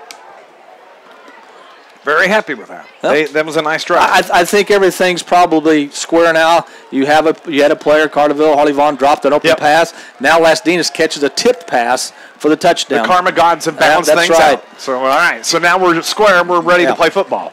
14-7, Lions with the lead as Stewart feels some pressure. He's going to keep it, and he is brought down at the 20-yard line. 2nd down and 10 from the 20. And give the linebackers and defensive backs for Carterville credit on that play, because Stewart couldn't find a receiver open. He wanted to go short, but nobody was open. and he felt pressure, and he just had to tuck it and try and run, but he didn't get much. He got about a yard. That's about it. You know, one of the other big benefits of a touchdown like that is the fact, the momentum now and the excitement it puts on your defensive unit. They're going to get with it now. 2nd and 9 from the 21 as they give him 1 yard on that last carry. Stewart gives it to his running back. That is Donovan Cole. Little to no gain there. Actually, I guess a gain of 3. It's going to bring up 3rd down for the Indians. Yeah, Luke Ford crashed down from his right defensive end spot.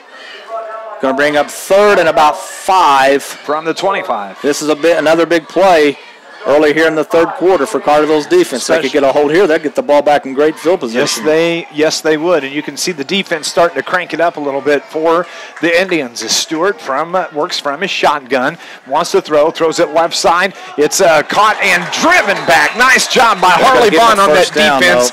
But by about 6 inches, that's enough for a 1st down. But nice job defensively by Vaughn to put the pop on the receiver. Yeah, he had nowhere to go, but the receiver did a good job of knowing where the 1st down marker was, and he went just a little bit beyond that. So a good play by Vaughn, but also a good play by the wide receiver to know where he was at on the field. And to know he was going to get hit. Yeah. And he held on to it. 6:30 on the 3rd quarter clock. 14-7. Lions just took the lead on the 48-yard touchdown pass from Rollinson to Lasdinas as Stewart keeps it for the Indians, falls forward, gain of 1, 2nd and 9 for the Indians. Stewart has not had a lot of room to run from about the 2nd quarter on. Carterville's defense has really done a good job of finding out if he's got the ball or not. Eyeballing him. Yeah, the option. You know, you've really got to keep your eyes on the ball because there's so much movement and so much faking going on that you can get faked out easily. So it is 2nd and 9 from the 32. 5:45 on the 3rd quarter clock, and we have. Quoin had to call a timeout because they either had too many men on the field or somebody didn't know the play. We're going to take a break. We'll be back in 60. It's Lions football on NewsRadio WJPF. 60 here, please. 60 here.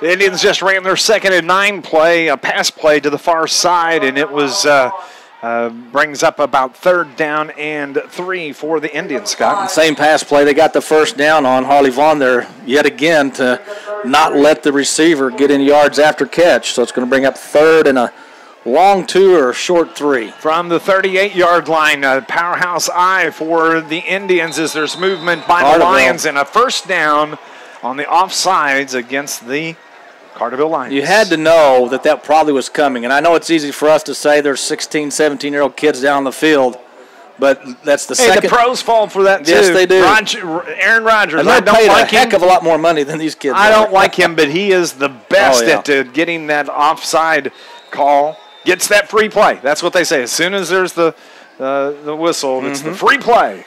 He's going to throw it downfield. So the Indians have it. Stewart wants to throw again, pulls it down. He's wrapped up in the backfield and brought to the turf for a big loss. Nice job defensively. Was that Luke Ford in on that?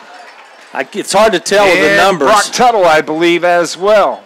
Again, I would call that a coverage sack. Absolutely. Stewart had some time initially, but there was nobody open, and then the pocket collapsed, and Carterville brought him down for a loss. 2nd and 15 from the 38-yard line for the Indians. Boy, The defense really is starting to crank it up, though. You can really feel it coming. They are playing much better since probably the second half of last week. Stewart from the shotgun. Quickly. Oh, he pump fakes, throws it deep down the middle, and it was way overthrown. Yeah. As the receiver that was Ashton Smith ran into Justin Johnson, the cover man, maybe Lasdinas. It was way overthrown. So that's going to bring up third down now for the Indians. Now Ashton Smith got up off the turf raising his hands. Well, Mr. Smith, you ran into Mr. Johnson. Right. If there was any pass interference, which there should not have been any called. It was not catchable. Yeah, it was not catchable, and he initiated the contact, not Justin. So good job by Justin Johnson not to go for that pump fake. Third. And DuQuoin's got to call a timeout again, I think. As there's... No, it's a penalty. I didn't catch I did not catch what the penalty was. I know A.J. Hill's not very happy on the sideline. So they march 5 yards back. Well, they haven't marched anything off yet. I don't know. Oh, it was a sideline. It was sideline a infraction. warning. Okay. A sideline warning. Gotcha. Against the Indians. So there was some chatter going on over on the far side. 38-yard line is the line of scrimmage. Their own 38. Third down and 15. 4:03 on the clock. Stewart rolls to his right, wants to throw, gets it away, finds his receiver right at the 49-yard line. Not enough for an Indian first down, bringing up fourth down for the Indians. Now let's see what A.J. Hill does here. This is a big play call in this game. It's a fourth and one. It's fourth and about 3. Yeah, 3. He's punted when it's been shorter than this on fourth down, but it looks like they're going to go for it. From the 49, 4th and 3. What? If you're Carterville? You can see AJ's thinking on this. They need some momentum here. Carterville's got to make sure they don't jump offside. They may get that hard count again. Don't jump, man. Beat your man. Stewart, big play here. 3:19, 4th and 4 for the Indians as Stewart looks toward the sideline, and there's timeout called by A.J. Hill of the DuQuoin Indians. We'll take a break as well. We'll be back in 30 seconds. It's Lions football on News Radio WJPF. 30 here, 30 here. Yeah.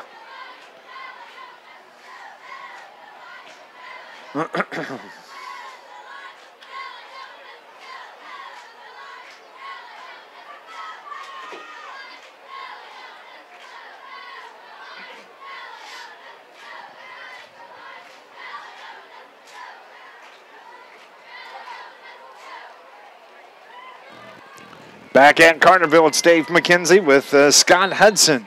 3:14 showing on the third quarter clock.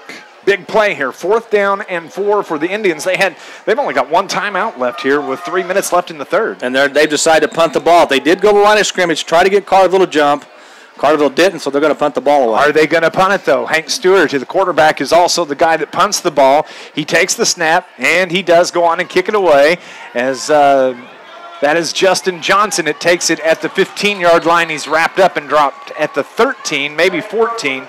Now they're going to mark it at the 15. 1st and 10 for the Lions. Well, good job by Carterville defense to hold DuQuoin in check, which they've done ever since after DuQuoin's opening drive that went for a touchdown. Carterville's defense, you knew Carterville in all aspects was going to get better as the season went along, but I think that the one aspect of Carterville's game that's gotten better each week has been this defense.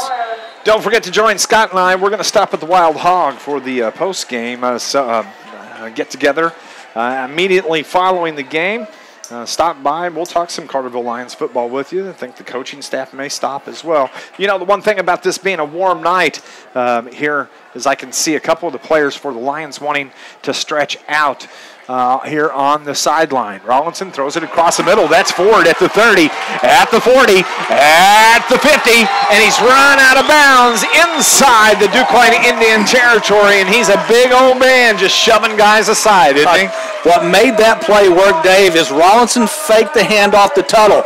That froze the linebackers. Play action, baby. They cannot drop back into coverage until they realize Tuttle doesn't have the ball. That allowed Ford time to get behind the linebackers in front of the safety And another big play by the Lions. 1st and 10 from the Indians' 47. Yeah, he just throws that big old paw out there and just shoves your face right into the turf. Oh, that's sweet to watch. 3 receivers to the right, Ford included.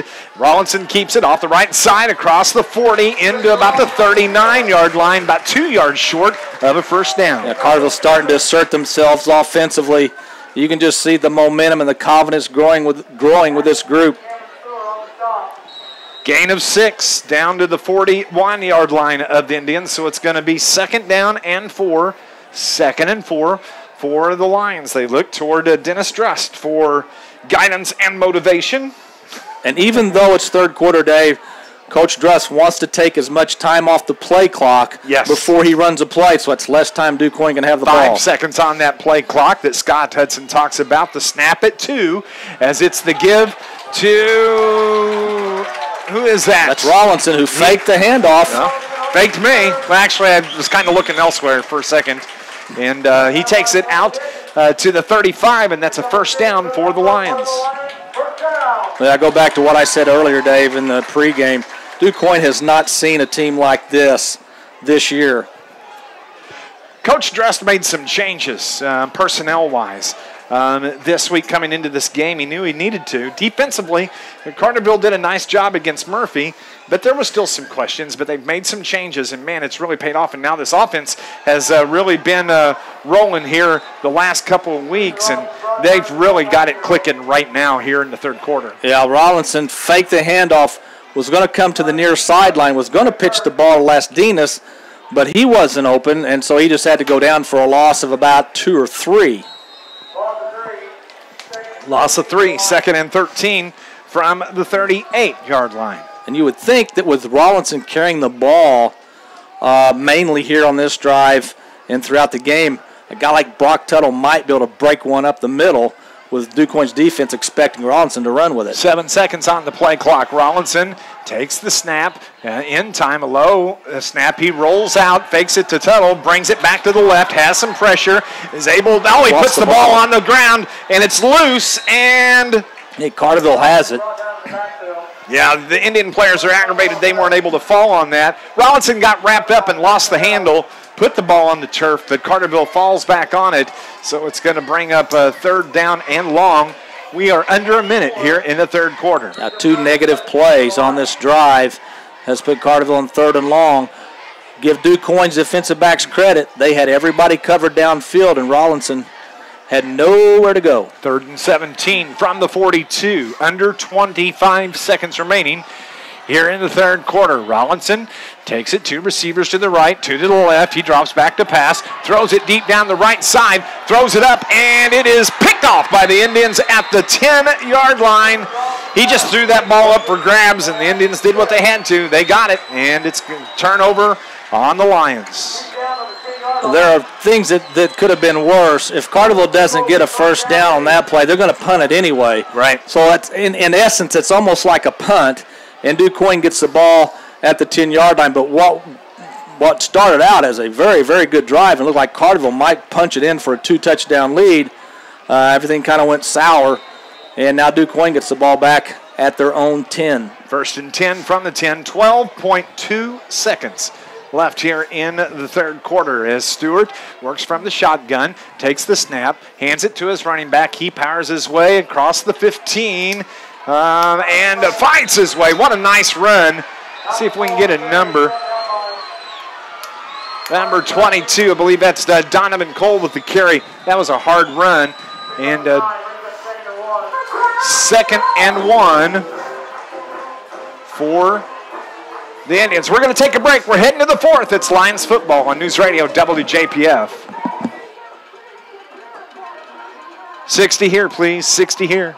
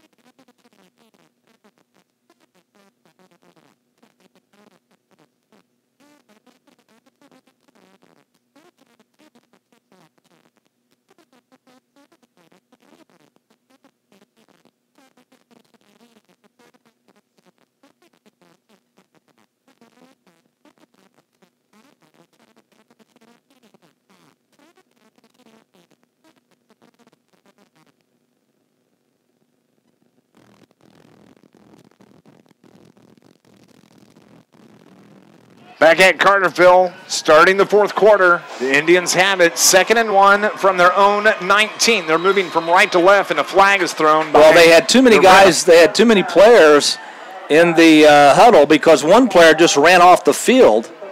Illegal substitution. You can't do that. I saw the player running off to the sideline, and the official caught it, and that's going to cost DuQuoin a big 5 yards on this drive.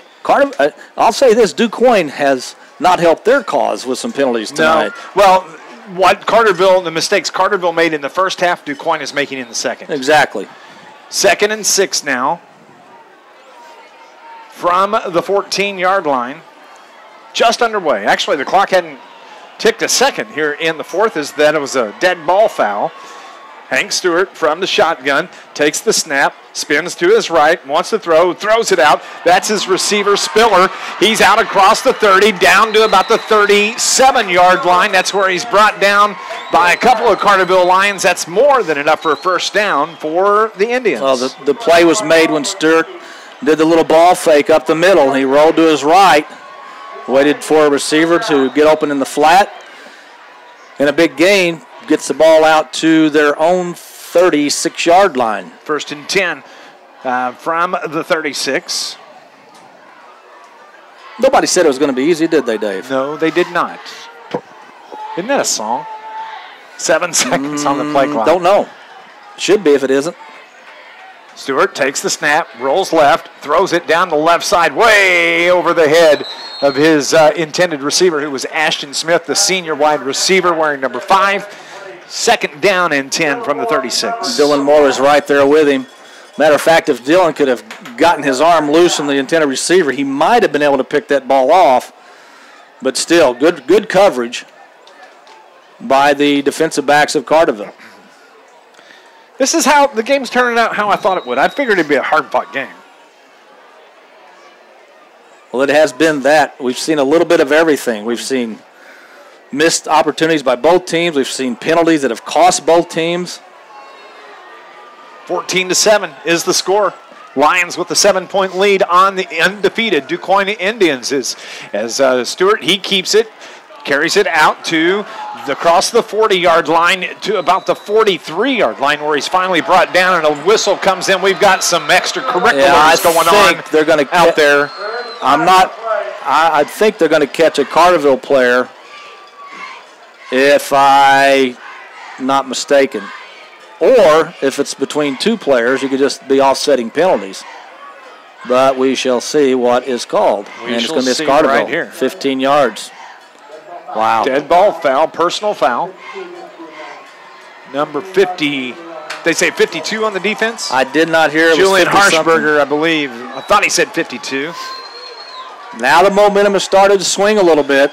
Big mistake by the Lions. You cannot have those mental breakdowns. I don't care what the call was or who it was against. That is a mental mistake. And now look, they have it at the Indians or the Lions 41. That's just a little momentum breaker right there. As the Indians have it, Stewart hands it off to his running back. That is fumble. I think Carterville's got it. I think Carterville jumped on it. We shall see. It is Carterville.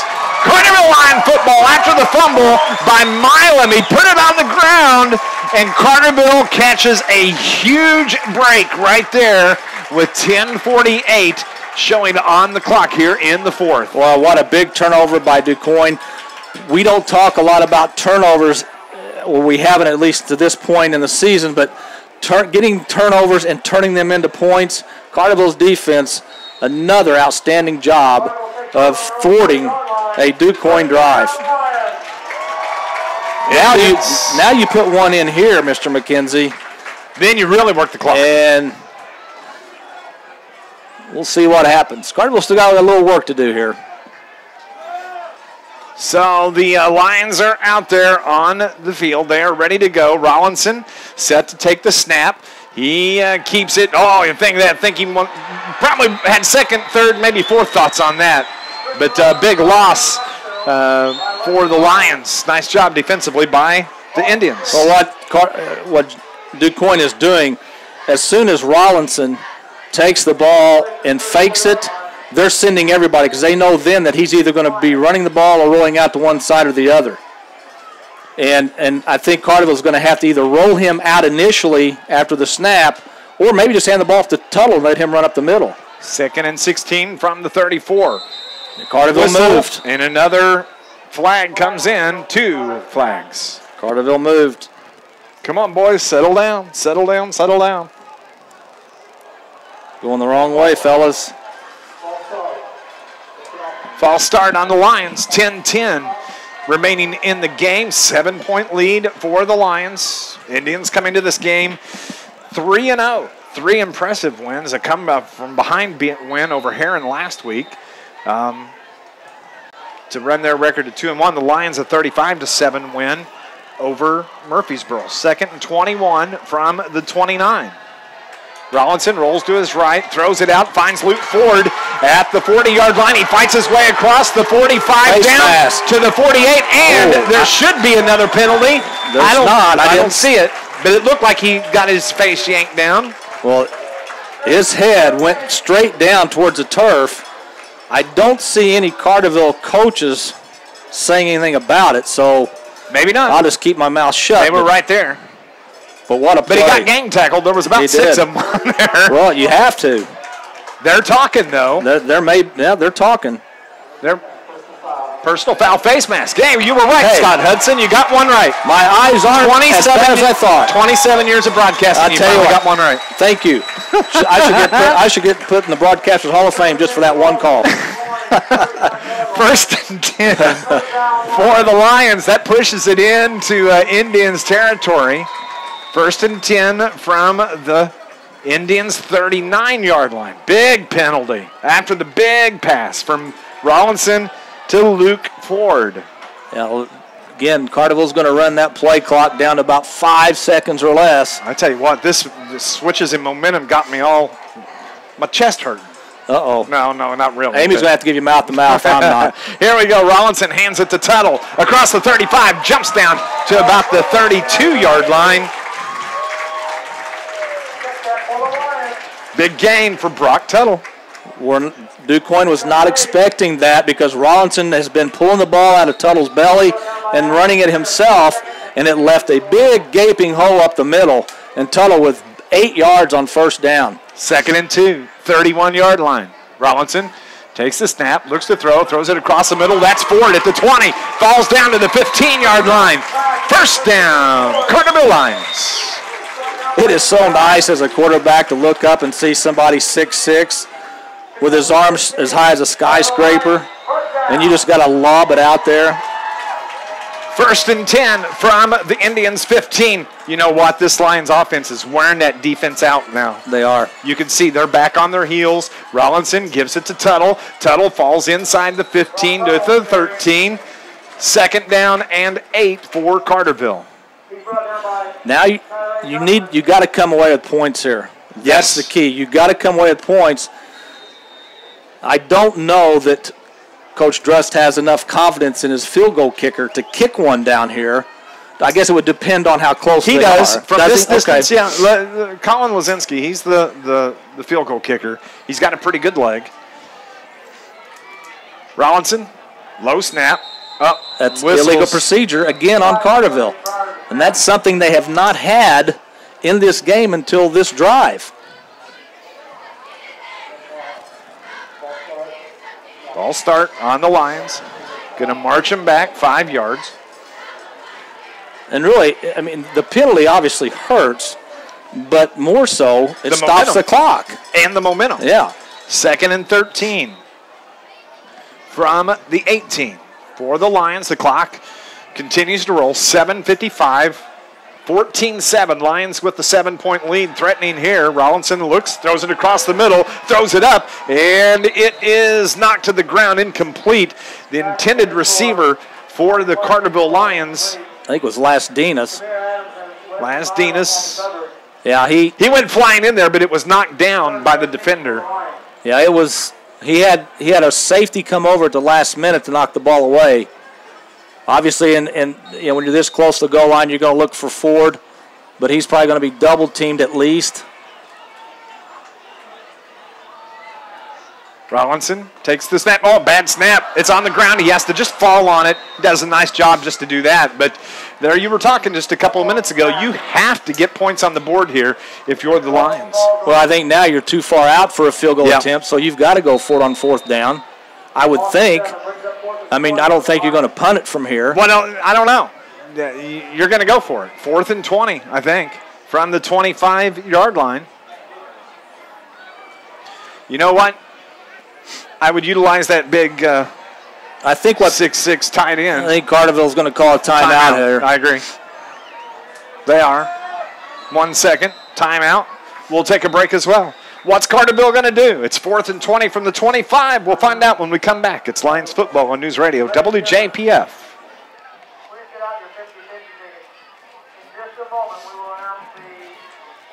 Let's go 60. 60. Wow.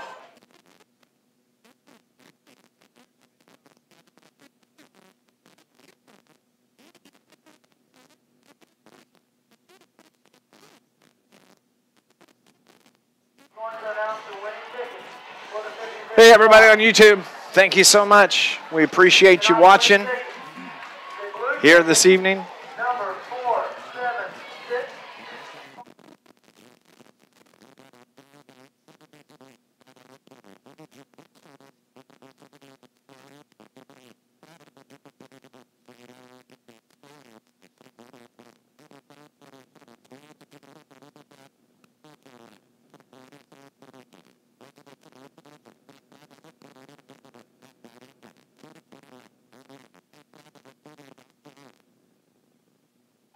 Back at Carterville, it's Dave McKenzie and Scott Hudson. The Lions have a 4th and 20 from the 25, 7:06 on the clock, and they're going for it here this evening. Big play for the Lions.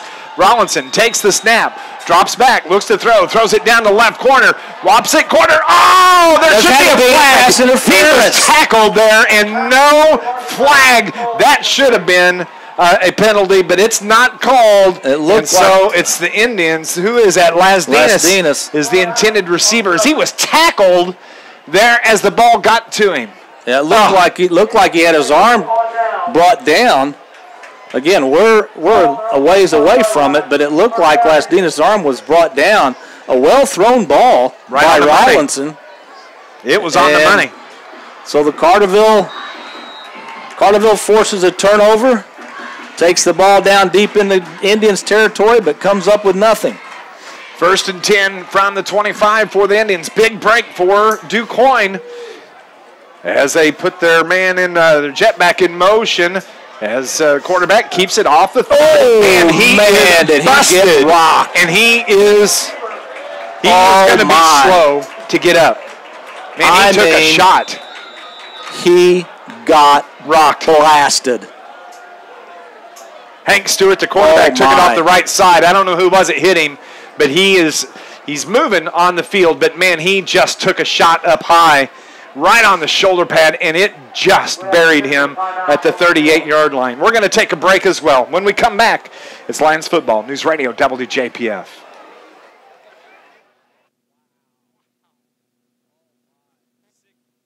$60 here, please, and we might be able to go on and run the game out if we need. I'll let you know. What do we have left, Brian? Actually, we're all good, so we're just doing extras. Just do whatever you need. We'll go 60. If you need to go 90, we'll do that. Do 60. They got him up. Actually, bring it back to us after this.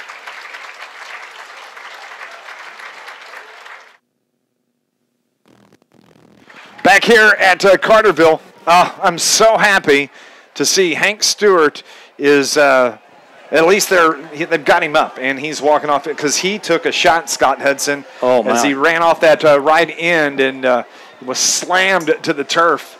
Not a dirty hit. It was just a hard hit, a clean hit. And so the Quoin Indians are going to have a new quarterback come in for Hank Stewart. And if you can get a number there, Scott, that would sure help I think the new quarterback is number 3, Josh Heap. Junior quarterback. It is number 3. Boy, you talk about a lot of pressure on that young man. Yeah, Josh Heap is the new quarterback in for Stewart. He works from the shotgun, and there's a flag thrown before the play. Probably it's not delay. Going to be against the Indians. They lined up all sides. Oh, how about that? Second No, down. I didn't hear. I don't know if it was an illegal substitution, maybe. I don't know. I'm confused. But forces 2nd and 11 from the 24. Heap is the new quarterback. Josh Heap, the junior quarterback, hands it to his running back who fights his way. That is Cole, and he fights his way out to about 20-yard line. It's going to bring up 3rd down and 10 now for the Indians. I would think, Dave, the way Stewart was going off the field, we will not see him again tonight. Yeah. He's probably going to have to go through protocol anyway because his head. I mean, he got smoked. Yeah. 3rd down and 9 now for the Indians from the 26. Quarterback Josh Heap, again, is going to work from the shotgun. 2 receivers left, 1 receiver spread to the right. As he takes the snap, looks to throw, throws it down the right side, incomplete. That is Stewart. He's back in the game. Holy cow. Wow. I guess they don't. Wow. I'm not going to say anything. Yep. I'm glad to see him out there. Yeah, the way he was carried off, it's hard to believe that he can come back in 3 plays later. 4th and 9. And it looks like they're going to go for it. They have to. 5:35 on the clock, 14-0. I think the reason they're going for it, Dave, is because they only have 1 timeout left. If they had their full complement of timeouts, they'd probably punt the ball. I agree. This might be the game right here.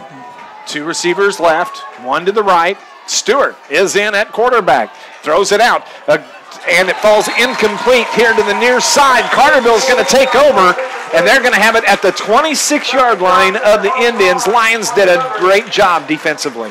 Carterville's defensive backs have played well all year long. They got burnt on the 1 play on the first possession by Quoin of this game, but Carterville's defensive backs are so quick, they read the plays so well that it's hard to get any separation from them. 1st and 10 for the Lions, 5:33. Now, you want to see the Lions work the clock. Yes. Watch this. And remember, Quoin only has 1 timeout left. Centralia leads Carbondale 35-21 after 3. Josh is listening in St. Louis. Murfreesboro leads Massac 42-7, and Cesar Valero, Woodlawn, Waltonville 46-8. Rollinson takes it right up the middle, jumps up in there, and is brought down at the 20-yard line. Gain of 5, 2nd and 5 for the Lions. 6. That clock can't run fast enough for me. 2nd and 4 from the 20-yard line. Gain of 6 by the quarterback, Christian Rollinson. Stick around after the game, our Wild Hog postgame show and our Joe's Lawn Care and Snow Removal player of the game. Rollinson's had a great game. Lasdinas has had a great game. I still give a slight edge to Lasdinas. Rollinson hands it off to Brock Tuttle in the backfield. He fights his way out back to the line of scrimmage. So as we look at our Joe's Lawn Care candidates, Christian Rollinson's had a fantastic game, as I said.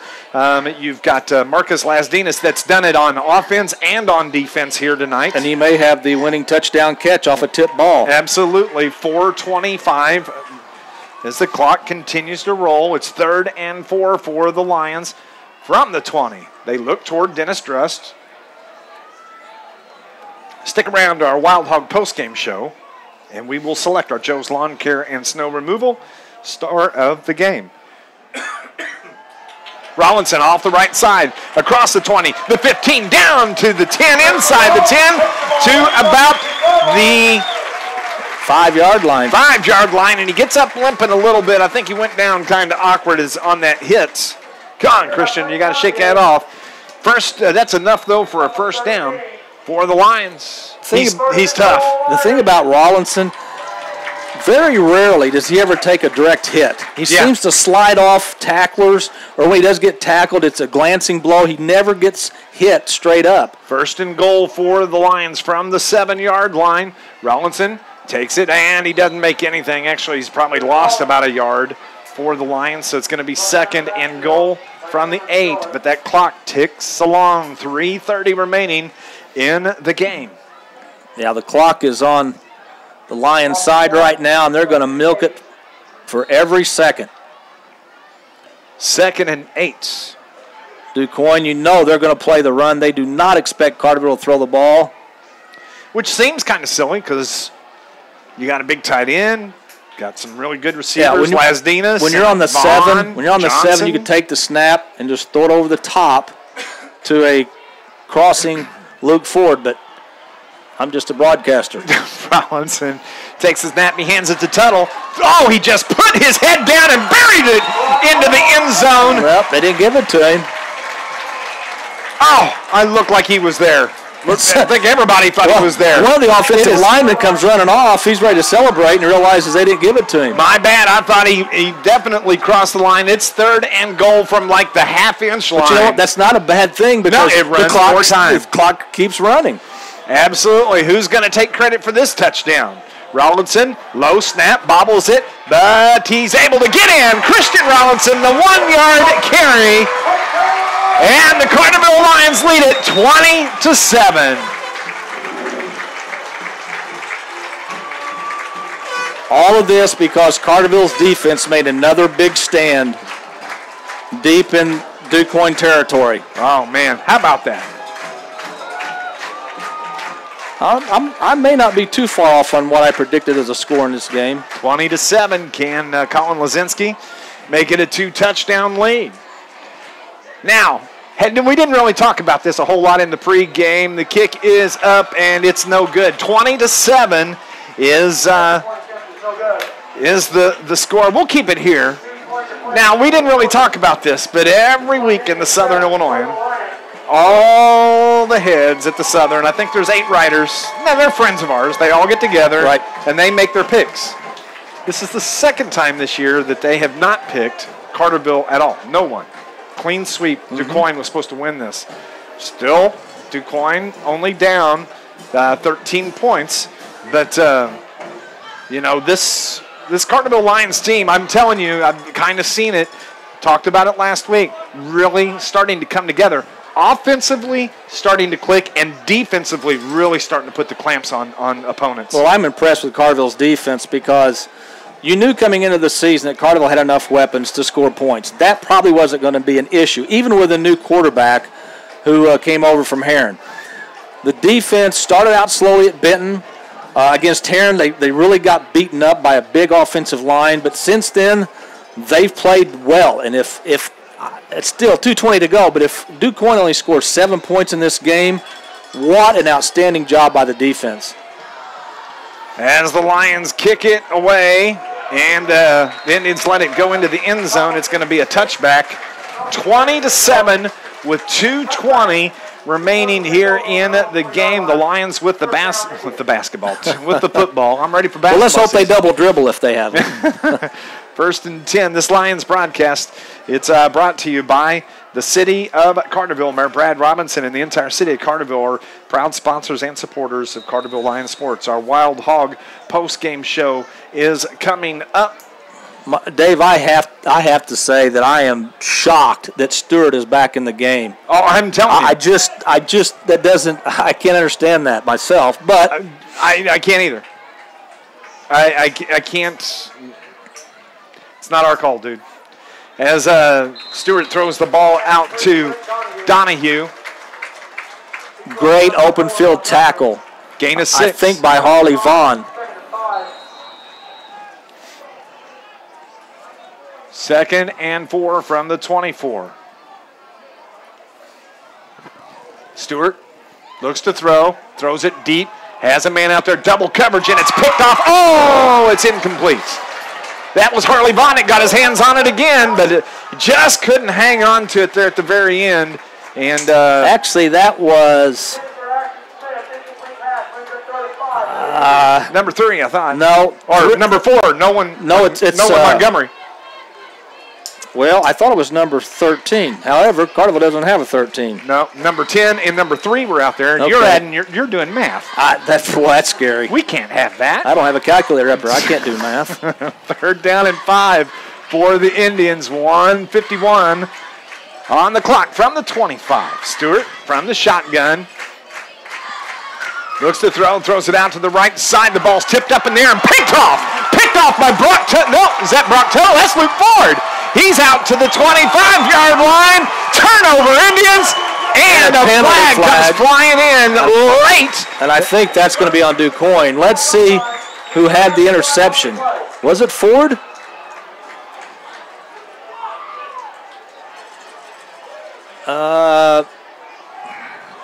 Boy, those Carterville numbers are so hard to see.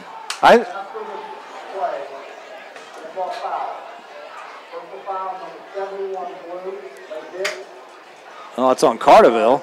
It's offsetting. Oh, it is. Number 71. That is Shane Sizemore for the Lions. But that was after, right? It was after the interception. It's a dead ball foul, so it's Carterville's ball. With 1:40 on the clock, 1st and 10 for the Lions from the 40-yard line of the Quoin Indians. This will send a few shockwaves around Southern Illinois. How about this? This will send some eyebrows will be raised tonight. I can't talk about it until there's under 30 seconds. I can't do it. I can. There was no black cats around in front of me today, so I feel good. 20-7, 13-point lead. Rollinson takes a knee. He's sore. That knee is a little bit sore for Rollinson, but Carterville can run the clock down. Yeah, I think on 4th down they're going to have to do something. Well, Quoin takes their timeout, so that means that Carterville is going to have to probably punt on 4th down. We, on our Wild Hog postgame show, will choose our Joe's Lawn Care and Snow Removal player of the game.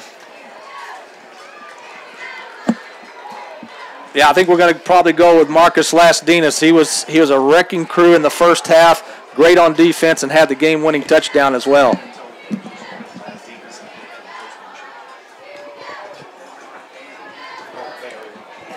That's all right.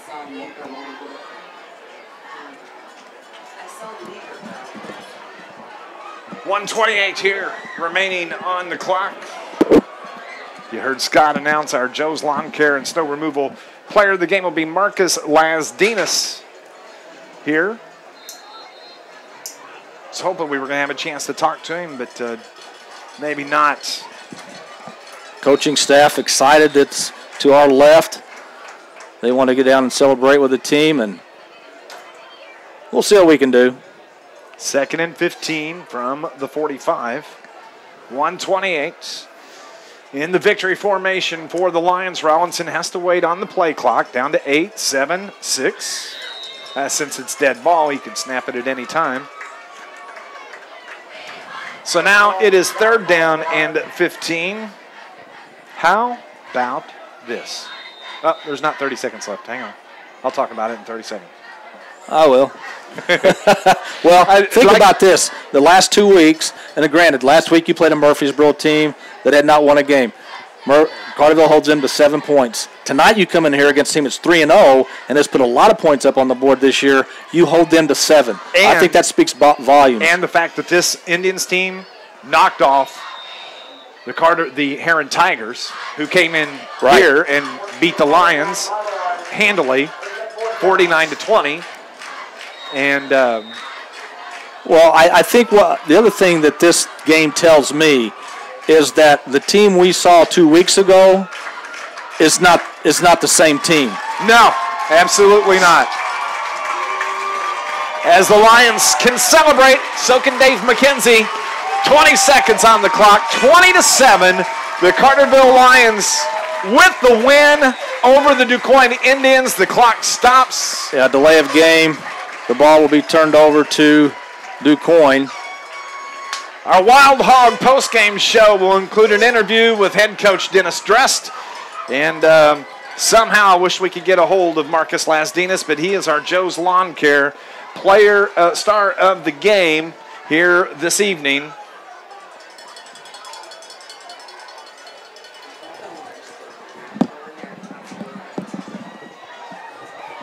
So we've got something going on. The officials are pushing everybody back out to the side of the field there. But the Lions have upset the Quoin Indians here at Carterville on Friday night. It's 4th down, 4th and 25. Carterville's going to run one play. They're actually going to punt the ball away. And they do. Kaczynski gets it away. It goes out of bounds off the side of his foot. And they are going to mark it at the 40-yard line. So it's 1st and 10 for DuQuoin. 8 seconds on the clock.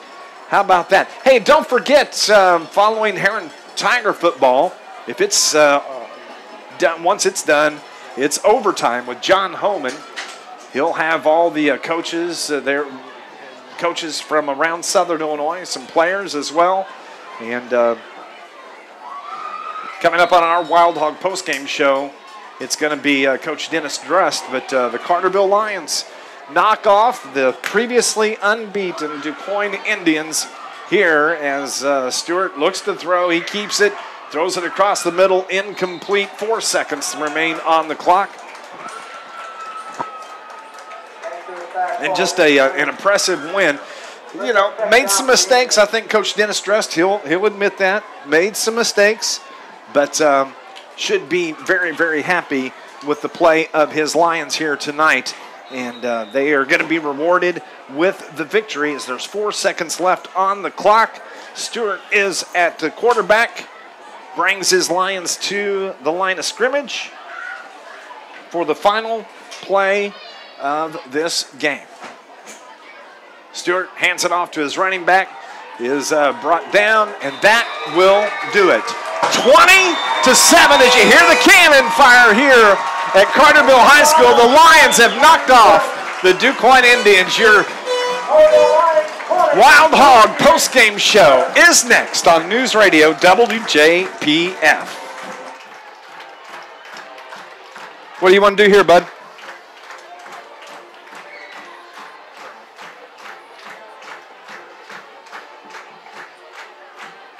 All right, sounds good.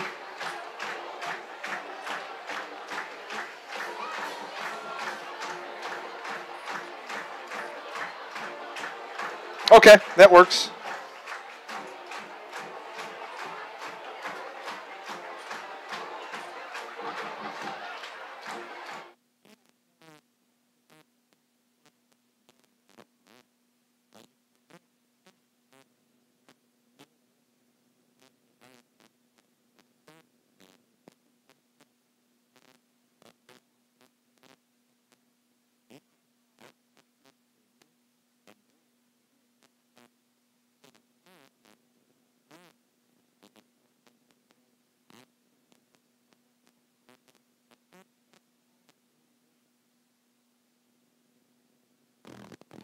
Welcome back to Carterville, everybody, where the DuQuoin Indians, the previously unbeaten Indians, are knocked off by the Carterville Lions tonight, 20-7 here at home this evening. Scott Hudson, and that's a big win for your Lions. It's funny you say that. I just got a text from my son. His exact words, that's a big win. That's a big win.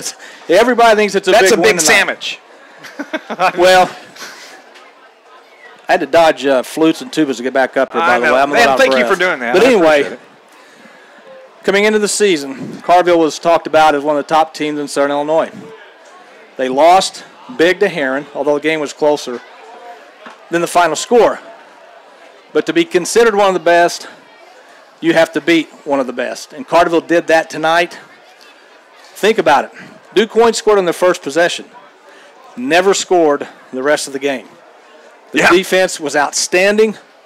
The offense made just enough plays Honestly, Carterville should have at least one more touchdown on the board, but they made just enough plays to win tonight.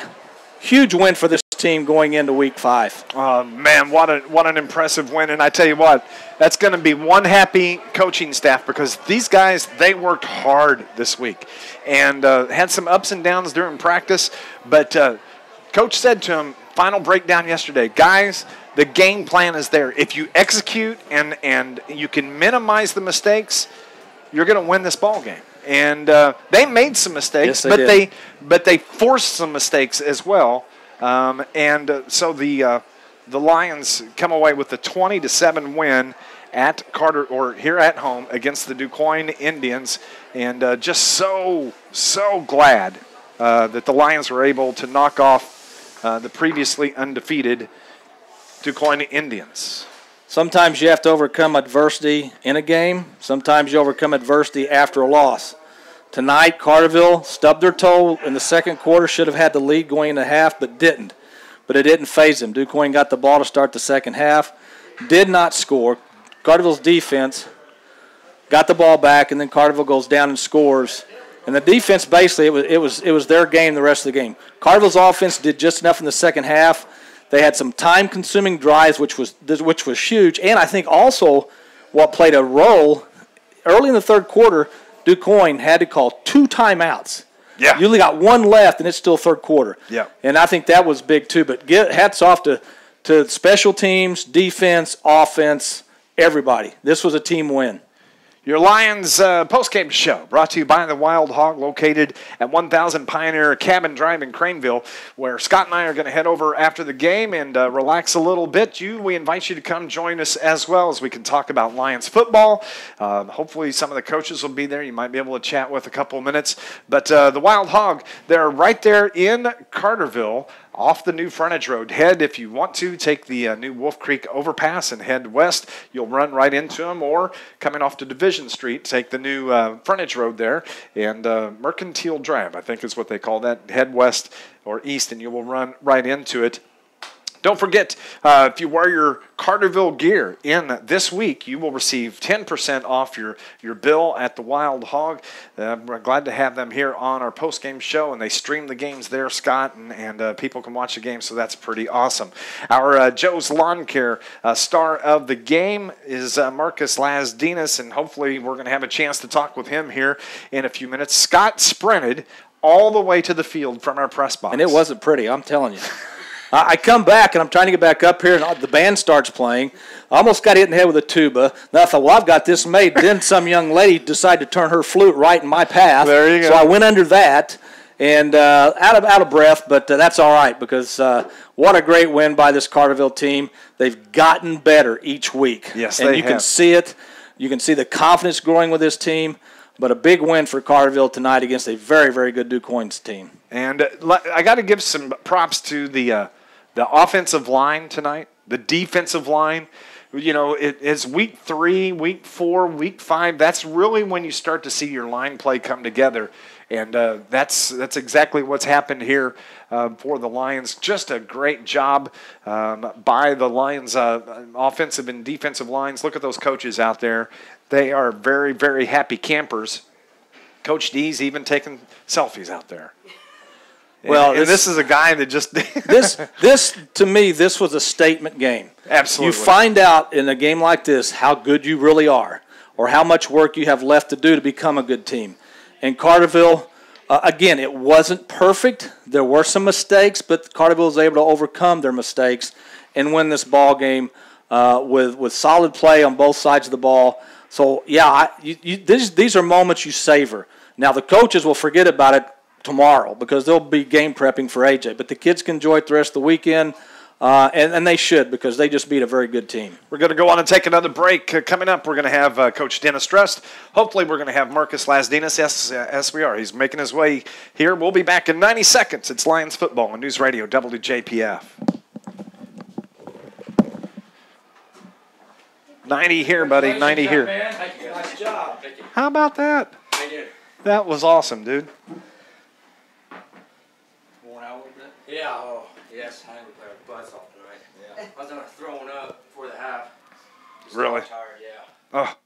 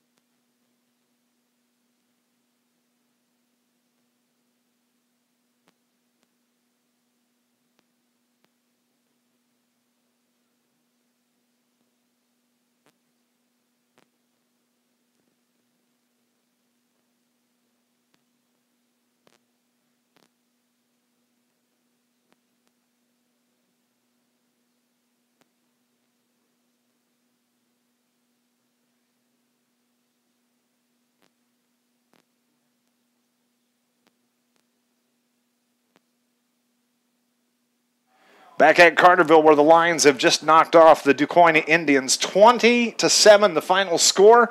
And our Joe's Lawn Care snow removal star of the game is number 5, Marcus Lasdinas, and he joins us here in the booth. Number 1, congratulations on upsetting the Indians. Thank you, sir. You know, I think we played our butts off tonight. You know, I want to give a lot of credit to the line. I think we only have 1 or 2 sacks, and that's a big improvement from last week. And, you know, I think everyone played hard tonight. If we do that, you know, we continue to win out throughout the season. Actually, I just mentioned that just a few minutes ago, talking about the offensive and defensive lines. It seemed like tonight they really came together. Then they gelled and at a perfect time. I think so. I think we found our groove, and we found out, you know, how to play together and, you know, counteract the bad parts of each you know, offense or defense. Some things we got to work on. Coach D said, you know, we had over 100 yards worth of penalties, and that's way too much. So we definitely have a lot to work on, but you know, I think we're improving from now on. Take us back, Marcus, to the what ended up being the game-winning touchdown catch. It looked like from up here that the defensive back for Quoin tipped the ball, and then you just kept your eyes on it, kept focus. How'd that play develop? Okay, so I'm running off, and Rawlinson lets it fly up, and I'm thinking I got to beat this guy. He's on my back hip. I have a little bit of a good step on him. It goes up. We both go up for it, and it was just a lucky hit. And it hit off him and me, one of the two, and just I kept going for the ball, played hard, and you know, it prevailed. So I scored off that. And one other thing I want to bring up, you made an excellent play in the first half. A ball by Rawlinson that was thrown that was a little bit underthrown. You were behind the defensive back. You went after the ball, and you actually went in front of the defensive back and caught it. That's what they always teach receivers, go after the ball. That was a big play in the game. Yeah, I saw it, and I saw him under me, and my first thought was I'm not letting this get intercepted, so it's either hitting the ground or nothing. And then, you know, I came in hard, went up high, and, you know, just caught it. You know, it was a little bit underthrown, but I know I saw that I had to get there and make the play. Also, you had probably the hit of the year on the quarterback for Quoin. Have you had as clean a shot on a quarterback as no, you had there? I saw it, and it's every outside backers and middle backers. It's their dream. You know, him rolling out. The first 2 times they ran that play, I'm supposed to pick up this back. You know, I played it good, and then he crossed that line of scrimmage, and I went for it, and I got it, you know, clean. It was good. Marcus Lasdinas is our Joe's Lawn Care and Snow Removal star of the game. Congratulations on the win, brother. Thank you, sir. Thank you. Marcus here in the press box. We're going to go on and take a break. When we come back, head coach Dennis Drust, he's coming up next. It's your Wild Hog post-game show for Lions football on News Radio WJPF. We good after this?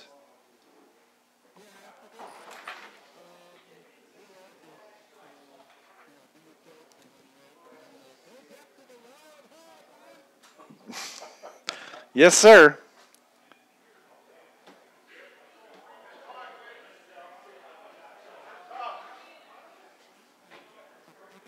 Congratulations. Thank you. That was a good one. That was a good one. I ain't like that, buddy. No, not yet. No, you're on. It's Yeah, it's off. It's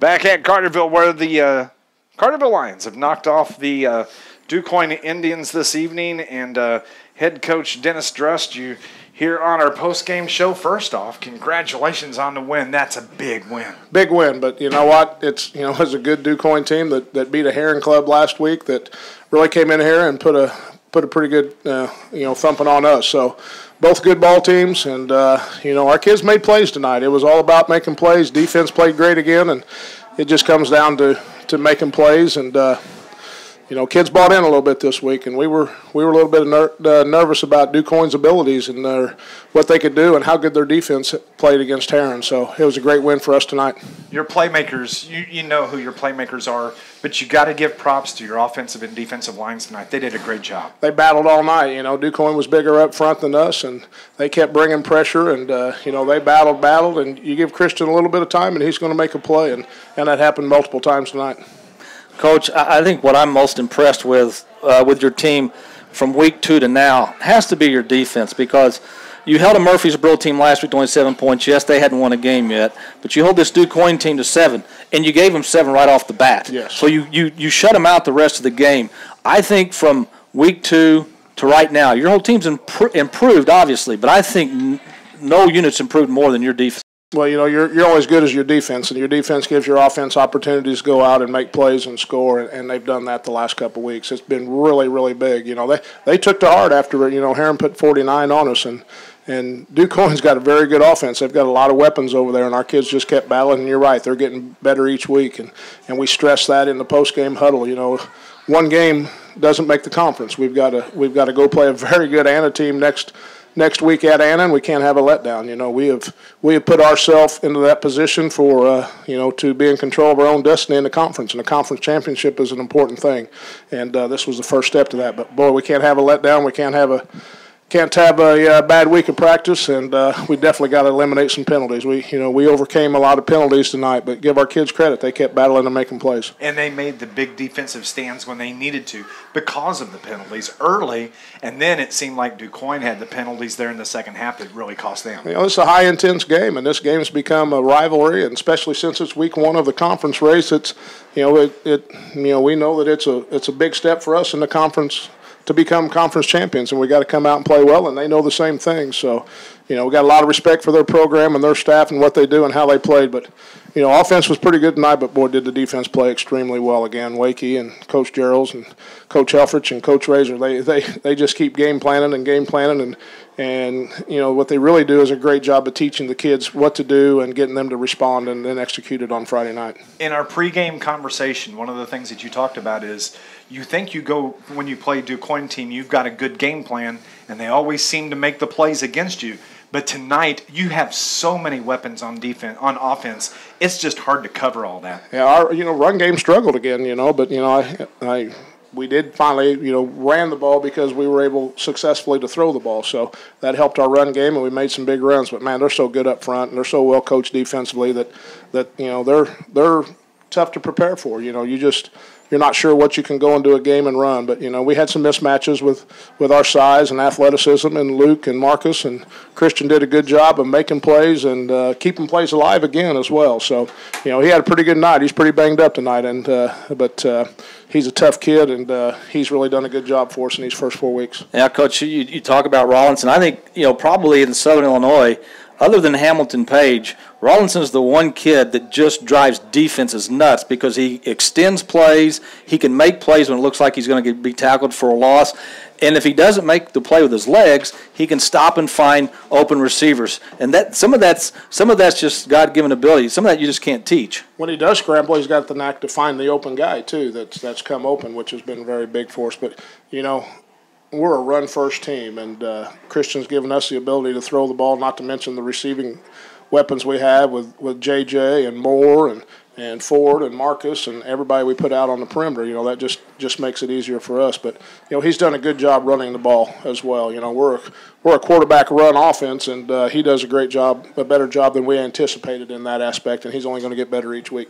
Carterville Lions, they knock off the previously unbeaten Quoin Indians 20-7. Coach Dennis Struss, congratulations on the win, and looking forward to that game next week at AJ. It'll be a big one. The toughest week to play is the week after a big game. We've already stressed the kids we cannot have a letdown. We cannot have a bad week of practice. We got to keep going, and this was a big game, but I think we've got the attention on focus, and we got to get a little more discipline. Discipline is a big issue right now, and we've got to go down to Ann and be very disciplined because it's a tough place to play, and they're well coached, and they've got a very good option offense with a good fullback, good quarterback, and 2 good running backs that our defense is going to have a big challenge again to stop them. But you know what? They've gotten better each week and met the challenges, and that's been a big part of our success. Coach Dennis Trust on your post-game show, your Wild Hog post-game show. Coach, congratulations. Thank you, guys. Yeah, man, what a great win. That is just a huge win for the Lions here tonight, knocking off the Indians, as we said. Quoin previously unbeaten, and now Carterville top spot on that conference chart. Yeah, you got two undefeated teams in conference going at each other next Friday night in the pit. And as Coach Druss said, you know, he stressed to his players, you cannot have a letdown after this big win going into next week's game. And something I felt was in Carterville's favor coming into this game is that Quoin was undefeated. I thought Carterville was catching him at the right time. If Quoin would have lost that game last week to Heron, they're coming off a loss, and there might be a little bit more focus this week coming to Carterville. They might be playing, and I'm not saying Quoin didn't play hard because they did, but there's always that mindset that when you're undefeated, everything's going well, that maybe, you know, you just walk out there and expect to win. So I thought Carterville was catching Quoin at the right time. Doesn't matter if it was or wasn't. Carterville comes away with a big 20-7 win, and big game next week. Marcus Lasdinas was our Joe's Lawn Care and Snow Removal star of the game. Joe's Lawn Care. Call 534-8148, operated by Joe and Lindsay McCann of Carterville. They'll take care of you. They specialize in commercial, residential lawn care, landscape maintenance, spring and fall cleanup, snow removal, property maintenance, bush hogging. They do it all, rain or shine, sleet or snow. Call Joe. Joe's Lawn Care and Snow Removal. Call 618-534-8148. Marcus Lasdinas is our Joe's Lawn Care and Snow Removal star of the game. Your post-game show brought to you by the Wild Hogs. Scott, that's a good game. Next week we hit the road to Anna Jonesboro, another big conference matchup against the Wildcats. And we don't have an update on that score on how their game turned out tonight, but it'll be a tough one when you have to go to the pit and play. It's always a tough place to play. It's always a tough place to play, and as I said earlier, Brett Dietering, the coach of AJ, always has his team prepared. Last we heard they were up big over Nashville, a team that only had one win on the season. AJ's schedule through the first 4 weeks has been a little easier than Carterville's. I don't know if that means anything or not. It's still going to be a tough game down there. But if Carterville can stay focused, if they can put in a good week of practice, boy, I expect bigger and better things for this team. Scott and I will have all the play-by-play action for you starting at 6:45 with our pregame show. We invite you to join us. We'll have the YouTube live stream fired up and ready to go as well. Just tune in. Your Carterville Lions now 3-1 on the season. They have first place in the Mississippi Division of the River to River Conference, and next week on the road at Anna Jonesboro. For Brian R. Powell, our producer engineer back at the station, for Amy on the video camera, from our partner Scott Hudson, I'm Dave McKenzie. We'll talk to you next Friday night from Union County. Carterville a winner, 20-7 over the Quoin Indians this evening. Thank you for tuning in and listening to Lions football here on News Radio WJPF.